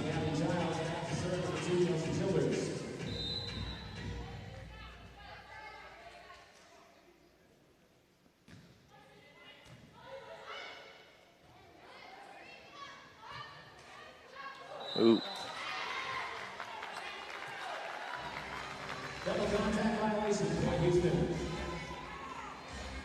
Point over to Houston. Houston making a little move here, little baby steps. Do you have mental signposts if you're these players? You kind of think, all right, when I turn into the teens or when I hit 20, that's from a standpoint of these are where these points get important, or you're not thinking about that in the flow of the game? You know, it's really interesting because I've got a different, you know, the first point is the most important point. The second point is, you know, it's 1 point at a time. It sounds kind of, I don't know, ridiculous, but each point is very important. You know, even though you might make the last point error, you know, what about the other 24 points? You know, you're not the only one. So 1 point at a time, and they're all important. Adam Johnson, Mike Lefko with you. Adam was a 3-time college All-American. I wasn't. Yeah, so I defer to you. The University of Southern California. Very strong volleyball program out there. National Player of the Year as well, right? Yes. Very impressive. 1 year. Oh, only 1 year. Only 1 year. But some good volleyball knowledge in the room here. Had an injury my senior year. Maybe I would have been 2 years in a row, but you never know. And that's what these players are aspiring to. We have some all-conference honorees dotting the court out here.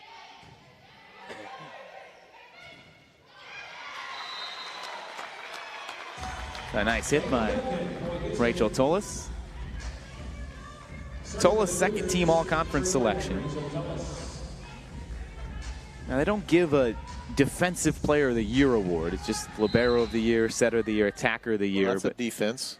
That is defense, Libero. but you're not gonna get that award if you're a middle blocker. Was my point. So I would say Tolis. If you're, I guarantee, if you're dominant like we were talking about, you're going to get a defense player here, just like in football.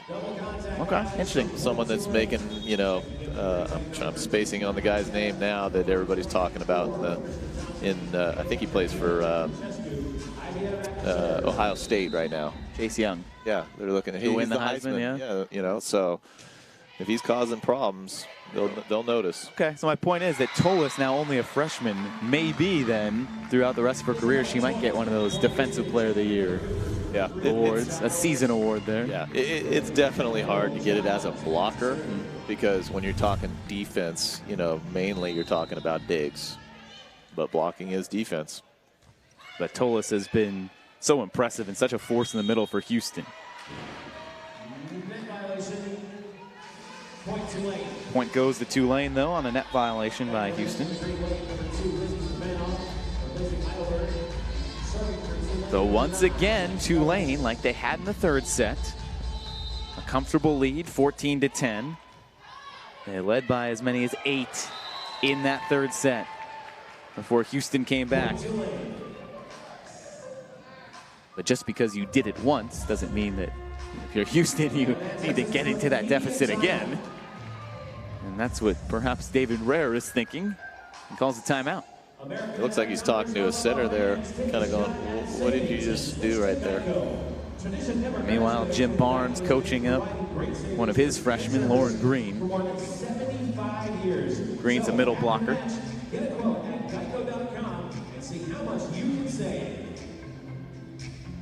So 15-10. Houston did call the timeout, but if you're Tulane and you're kind of aware of what happened in this very situation last set, what do you have to tell the Green Wave? Well, you're telling them the same thing. You're saying, hey, this is the same position we were in last time. We don't want to make sure we're going down the same stream. So let's make sure we're focused on every point that we got to take care, that we can take care of. Kind of that breakdown, like I said, 1 point at a time. Even though it sounds like coach speak, I mean that's essential. Yeah, you know, it gets old, but if you're ever at this level playing, and you'll understand that pass, then the set, then the hit, and then the cover or whatever you're going to do after that. You know, it's incremental, and it's a mindset really. And you got to start learning it from a very young age. And unfortunately, what I see in junior club volleyball, there's a lot of coaches out there that really haven't played at the level, so they're not really teaching these kids a lot of these kind of things nowadays, unfortunately. Two of the better coaches here, though, and they have their teams playing very well down the stretch. There's a good start for Tulane out of the timeout, even if it was self-inflicted by Houston. They'll take it, I'm sure.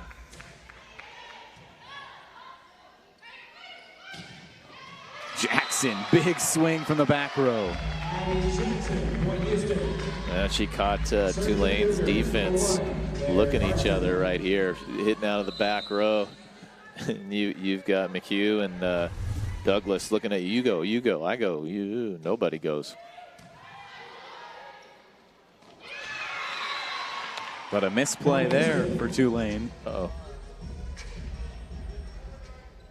And that's Isabel Toit, who comes up in a little bit of pain. Now, I think she was laughing at first, but then she came down and was definitely in pain. Looks like it's her calf. Like maybe a cramp or something.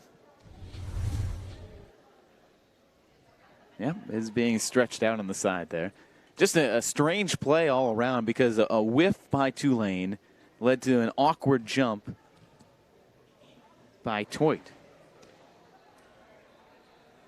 Yeah, it's a cramp for sure, because when she came down, she didn't look like she twisted her ankle, and she immediately grabbed her calf. So,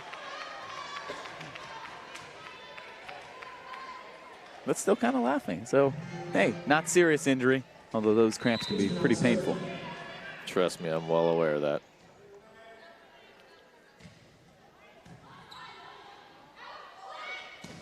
Back in, manning the middle.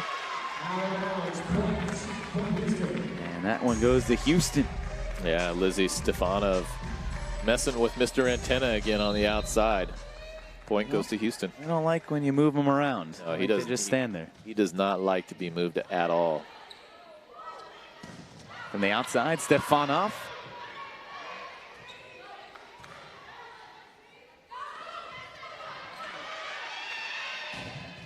Ooh. Towering block by the Green Wave. Lauren Green having some get up and over on this one. Putting that ball down fast. Head on a swivel. That one came back with some ferocity.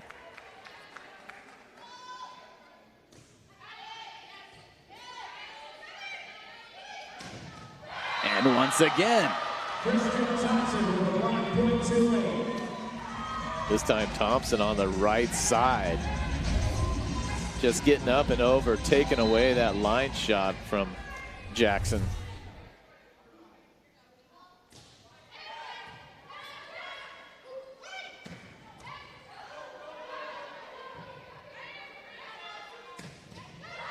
Douglas right into the block. And Houston able to answer that search. And on that shot right there, you saw Douglas. She was easily 18 feet off the net, but no one else was covering. They had no idea. They didn't even think that that thing was going to get blocked. And credit Abby Jackson on that one.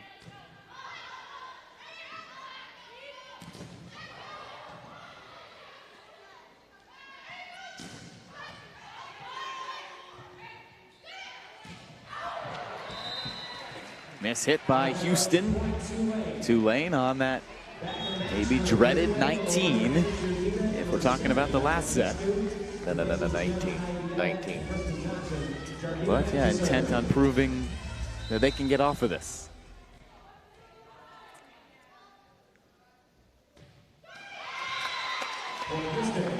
Maybe not. Not yet.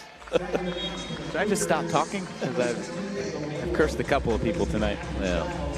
I don't think they can hear you. Maybe not. People like to blame the broadcaster, though. Everyone says it's a broadcaster's jinx if something goes wrong. Now, we shouldn't believe in that, but I don't know. That does go to Tulane on the 20 to 15 edge for the Green Wave. We've had a very balanced match. The Green Wave won the first set, 25-18. Houston won the next two, 25-16, 25-22. And now the Cougars take a timeout, trailing by 5. But before this all even started, and we highlighted how balanced these teams were, I kind of mentioned it would not be a surprise if this one went the distance. And what you've seen, has it been a surprise that it's been pretty balanced so far? No, not at all. You know, when you're talking the 4 and 5 seed coming in, that's always no matter what sport you're in, that's always going to be a grind. And who, you know, it's really comes down to who's going to grind it out the most. And a lot of it comes down to heart. You know, if you really want it, you're not going to let certain things happen, and you're going to stay a little more focused. Well, Tulane was on a great closing stretch to end the season, won 4 in a row. They did lose to Memphis. They dropped to the 5 seed. Right now, before we get back out of this timeout, let's toss it down to Andy. Well, Michaela Heidelberg has been a little bit sidelined during this game. She's actually been sidelined a little bit during this entire season with the shoulder injury. She usually would play on the front row, but instead during these games she's having to play on the back row. But her passing and her serving still matters very much. She's actually from West Orange High School, which is right here in Orlando. So if you see a big Tulane crowd, well, that would be why.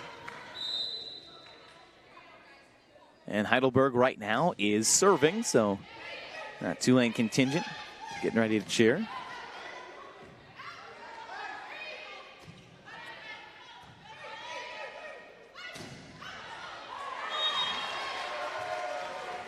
Good effort at the net by the Green Wave. Yeah, Kayla Dinkins up on the block there. That one-on-one block in the middle.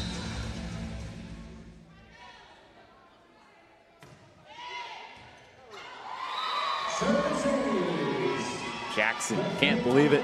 Hunches over on that misplay.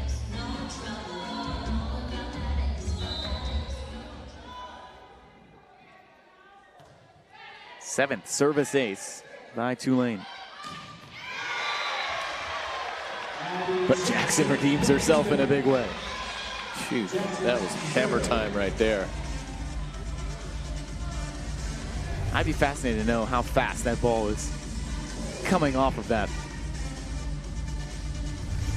Yeah, I can't remember. I know when I was playing, they put a little speed gun on it, but I can't remember how fast it was. I know that one of the other bigger players, they said it was like 90 miles an hour for a guy, so maybe 75, 80 for a girl. Very impressive, and I mean, even more impressive to try to get a clean dig on that, which is why we haven't seen many of them.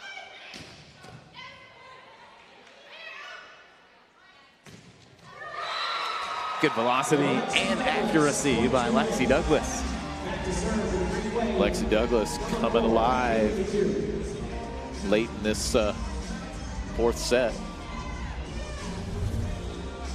Getting a nice set outside, getting a great opportunity, just putting a hammer down the line in between the Houston block. One of 2 first-team all-conference selections for Tulane. Douglas and then Kayla Dinkins, primarily for her defense.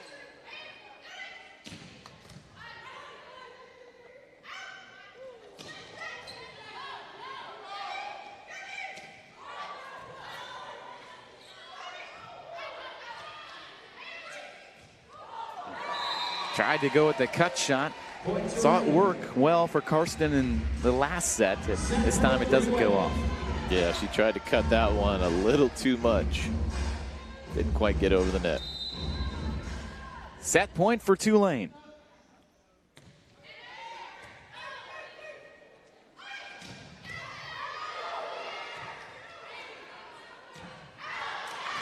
Douglas mishits.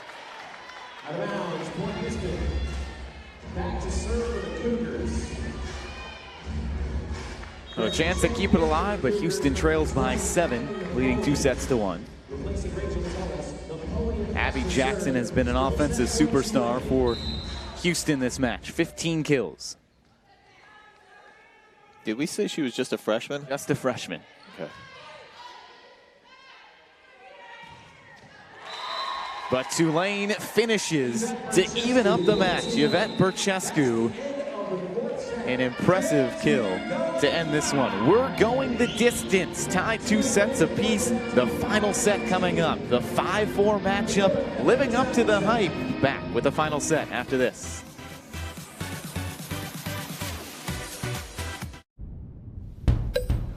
When everything's a little different, one thing remains the same. The chance to make a real difference. Because the norm here is anything but. Every day our volume grows. Every moment a bit more colorful than the last. From a city that's 300 years old, we inspire things that are entirely new. Because that's what creates the change the world desperately needs.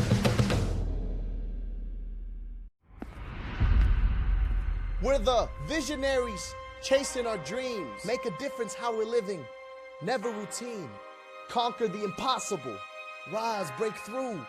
Fire in the belly. We've got something to prove. The world's watching while we're reaching for gold. Go higher, go further. Let your story unfold. Passionately smashing every expectation. Create and express. Every act is innovation. Powerhouse.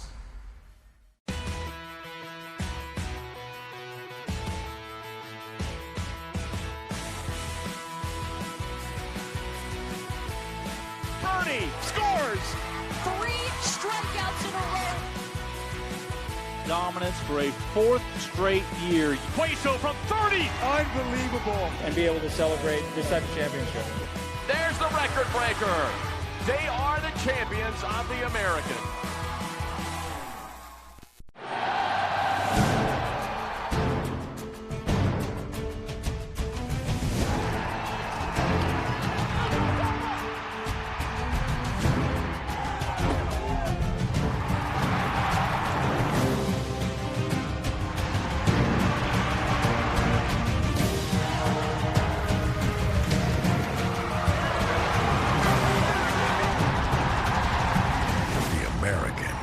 Undeniable.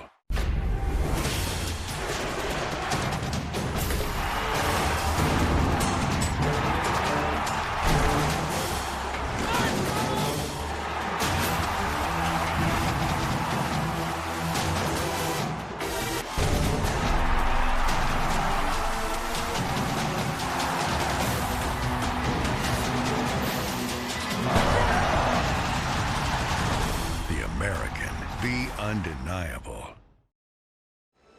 A 5th set headed your way. Tied 2 sets apiece in the final match of the first round of the American Athletic Conference Tournament. And the key note for this 5th set, it only goes to 15. So when you're only playing to 15, what changes for these teams out there, Adam? You got to win by 2. But yeah, it's definitely a sprint now. It's this is the faster game. You want to get off to a good start. You don't want to have to be catching up. If you give a team like either one of these teams a 4-point lead, it's going to be pretty hard to come back. And this has been a match where, save for Houston's rally in the 3rd set, there has not been a lot of back and forth. The team that has jumped out to the lead has been the team that has gone on to win that set. So a fast start critical here for the Green Wave or the Cougars. In fact, that's the only set I believe we've had a lead change after you've gotten into the teens, because it was Tulane pretty convincingly. Then Houston dominated the 2nd set, the crazy 3rd set, and then Tulane led almost the entirety of the 4th set. So whatever team jumps out to an early advantage seems to have held that advantage. And every point, the urgency becomes heightened. Just going to 15 and in a final set, win or go home. Houston will serve to start the 5th set. Houston will serve. Back to start is number 2, the top seed, Cincinnati, awaits.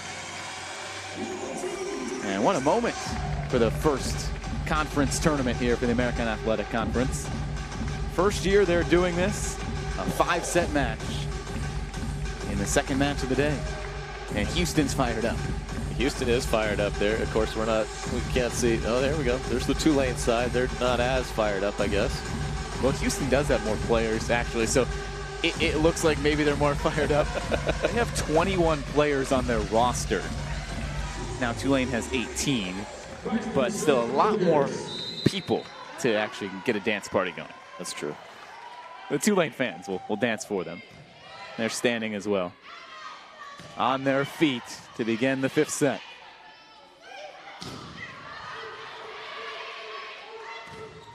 Down the middle, Tulane there on the block. Jackson Jackson, the finisher. Yeah, that's a great play on both sides. Unfortunate right there. Lexi Douglas, the easy ball to dig up. She kind of gave old Jackson a happy birthday ball on that one.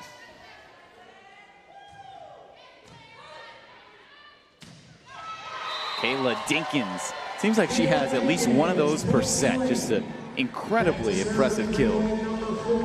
Very athletic, Dinkins. You know, kind of torquing her body in some interesting positions to get those balls over.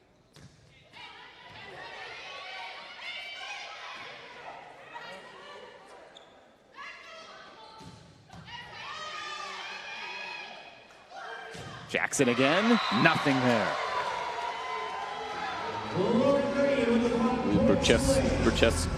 Burchescu on the right side there, getting on Jackson, making Jackson think what she's going to do next. Lauren Green also in on the block. That's her 8th. Right back to Houston. And in a match that has been so balanced, fitting that we're back and forth, and tied to a piece.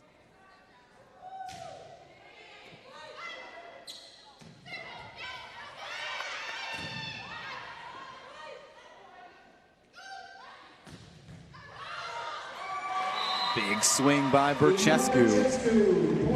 Rattled around, and Tulane gets the point. Yeah, Burchescu down the line, and Carbo was right there. Unfortunately, that dig went straight into the net, and front row players are unable to dig it out.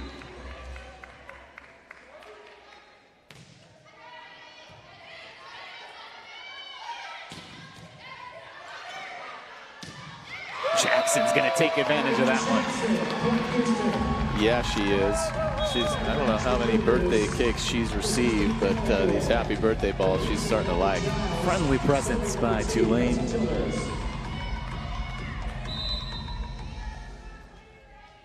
Here's Kelsey Childers.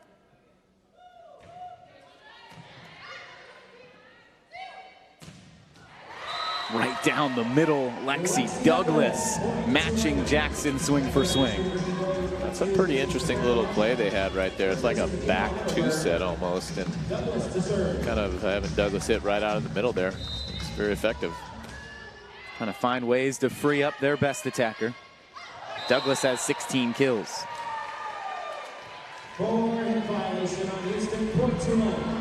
Point goes to Tulane. The Green Wave did win the most recent meeting back on November 8th. They won 3-1 at Houston.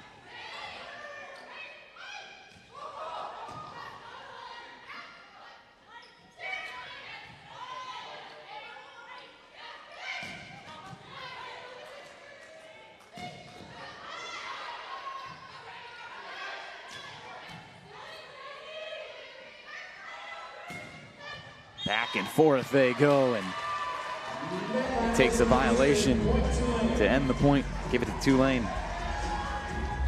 Yeah, Kristen Thompson going up on the right side there, drawing the block in.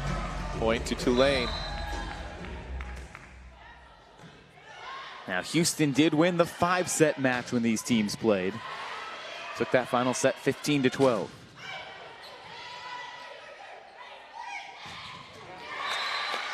Gets a big swing to climb back in this set. Kendall Haywood on the slide set right there, just hitting. Nice little ball right in between the Tulane block for a point. Haywood climbing up there as well. She's got 7 kills now.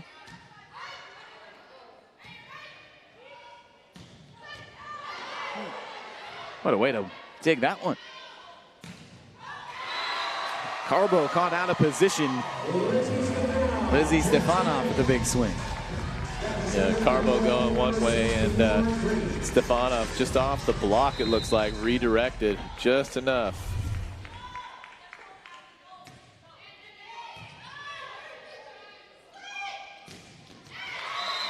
That one's down. Kendall Haywood has come up big this set. That's her second kill on a slide set in in as many attempts. And Houston has needed them, fallen behind by 3, and both times Haywood brings them back.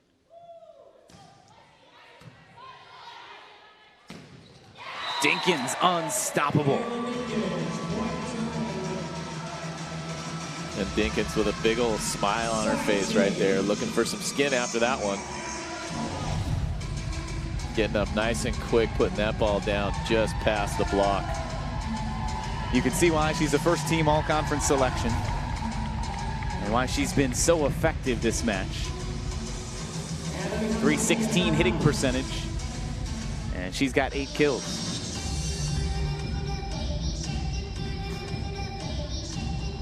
Well, here's a song that now will be stuck in your head for the next 3 months. Good Lord. The crowd favorite. Play the hits, right? I think so. I'm proud to say I don't know that dance as well as these fans do. Yeah, no, I don't know this. It was a key song for the Washington Nationals, actually, when they won the World Series. They rallied behind that. I remember that. I kind of remember that. Heard that an almost endless amount of times when they were doing well. Right now, Tulane up 8-5. Houston has already rallied. They lost the first set. They then jumped up 2-1. Tulane took the 4th set to tie it up. For Houston, now how do you stop Kayla Dinkins, who has been fed in proper doses because they have really done well to keep her spaced, it seems like. Well, sometimes you know, as the other middle, or maybe the coach tells you, you gotta commit to her on the block. So maybe you go up a little bit earlier and go fully on that block to get over and take her down, try and block her, as opposed to waiting, reading, and seeing if you can get up, and maybe you're just a little bit late because Dinkins is pretty quick up there. And Dinkins already 3 kills this set. 8-5 lead for Tulane. And you're only playing to 15.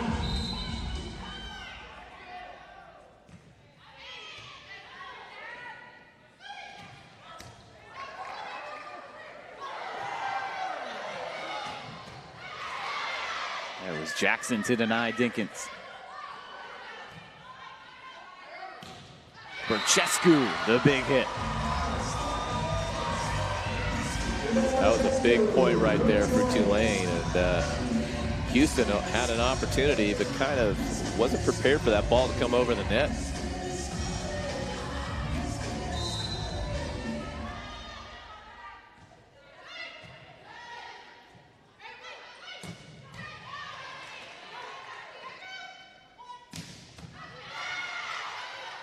Great digs by both liberos. And a miss hit gives it to Tulane. Yeah, 3 attacks back to back to back in this out of the back row. One finally sailing deep. That was just Carbo and McHugh taking their best shots, and yeah, an attacking error.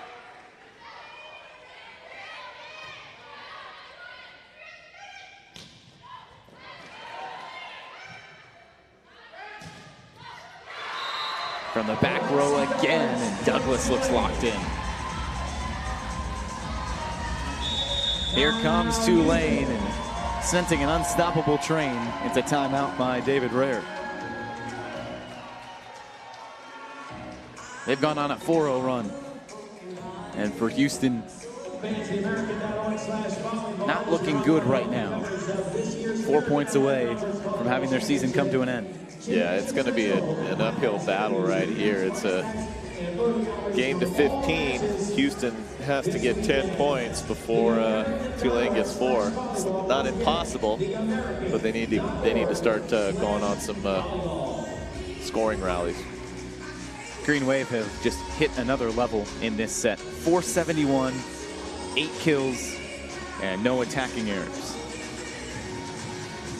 Lexi Douglas has 17 kills and 17 digs to lead the Green Wave.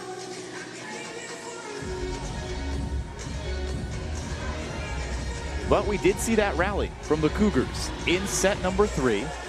They trailed by 8 points. They had a little more time to claw their way back, but the fact remained that Houston did come back from a similar deficit. And that's why we're here in the 5th set. Looked like they were going to go down 2-1. Instead, Houston jumped in front. And that was enough to then keep this going as Tulane took the 4th.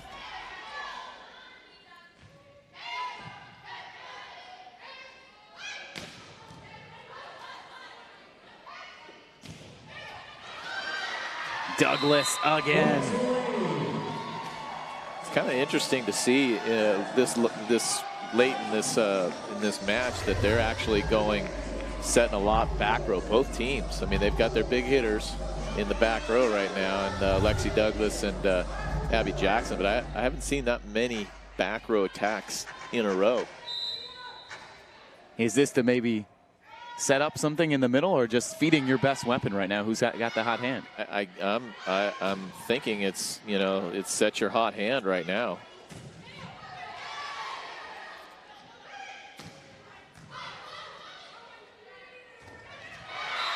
That was kind of thing out. That's what that opens up. Kayla Dinkins, who has been so difficult for any Houston player to stop this afternoon and into evening. Yeah, and that's exactly what you're saying. It opens up nice and easy, and you can see that Houston's a little bit late on that block. Tulane can feel it, but Houston still fighting. Katie Carbo doesn't want her career to come to an end. The most digs in American Athletic Conference history.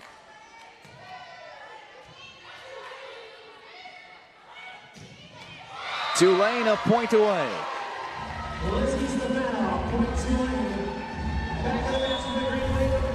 And Stefanov in here. She wants to put a little exclamation point on this match right now, and she might get another opportunity to score another point.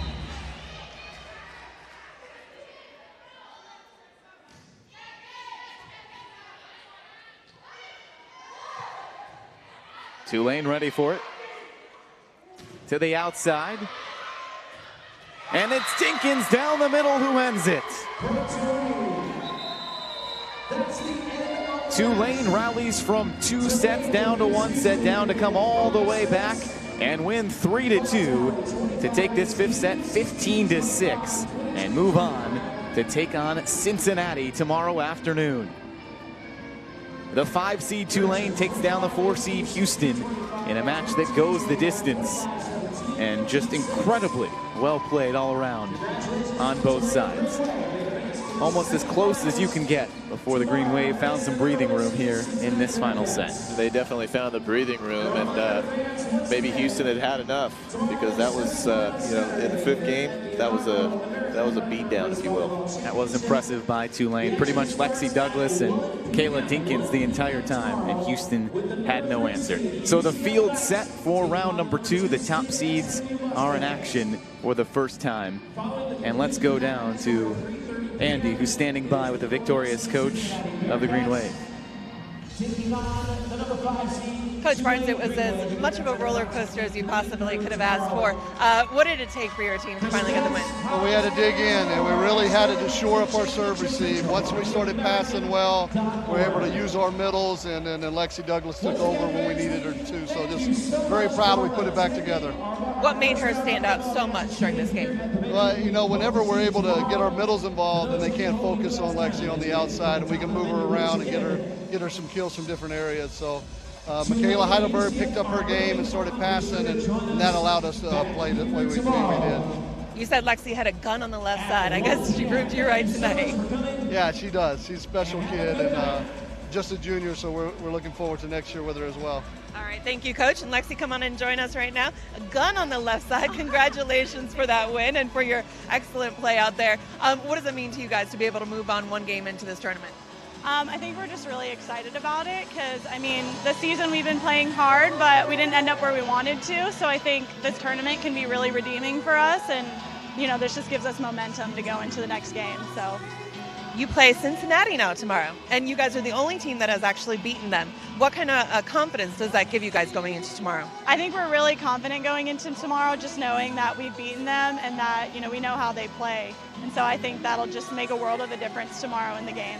Thanks, Huxley. Congratulations.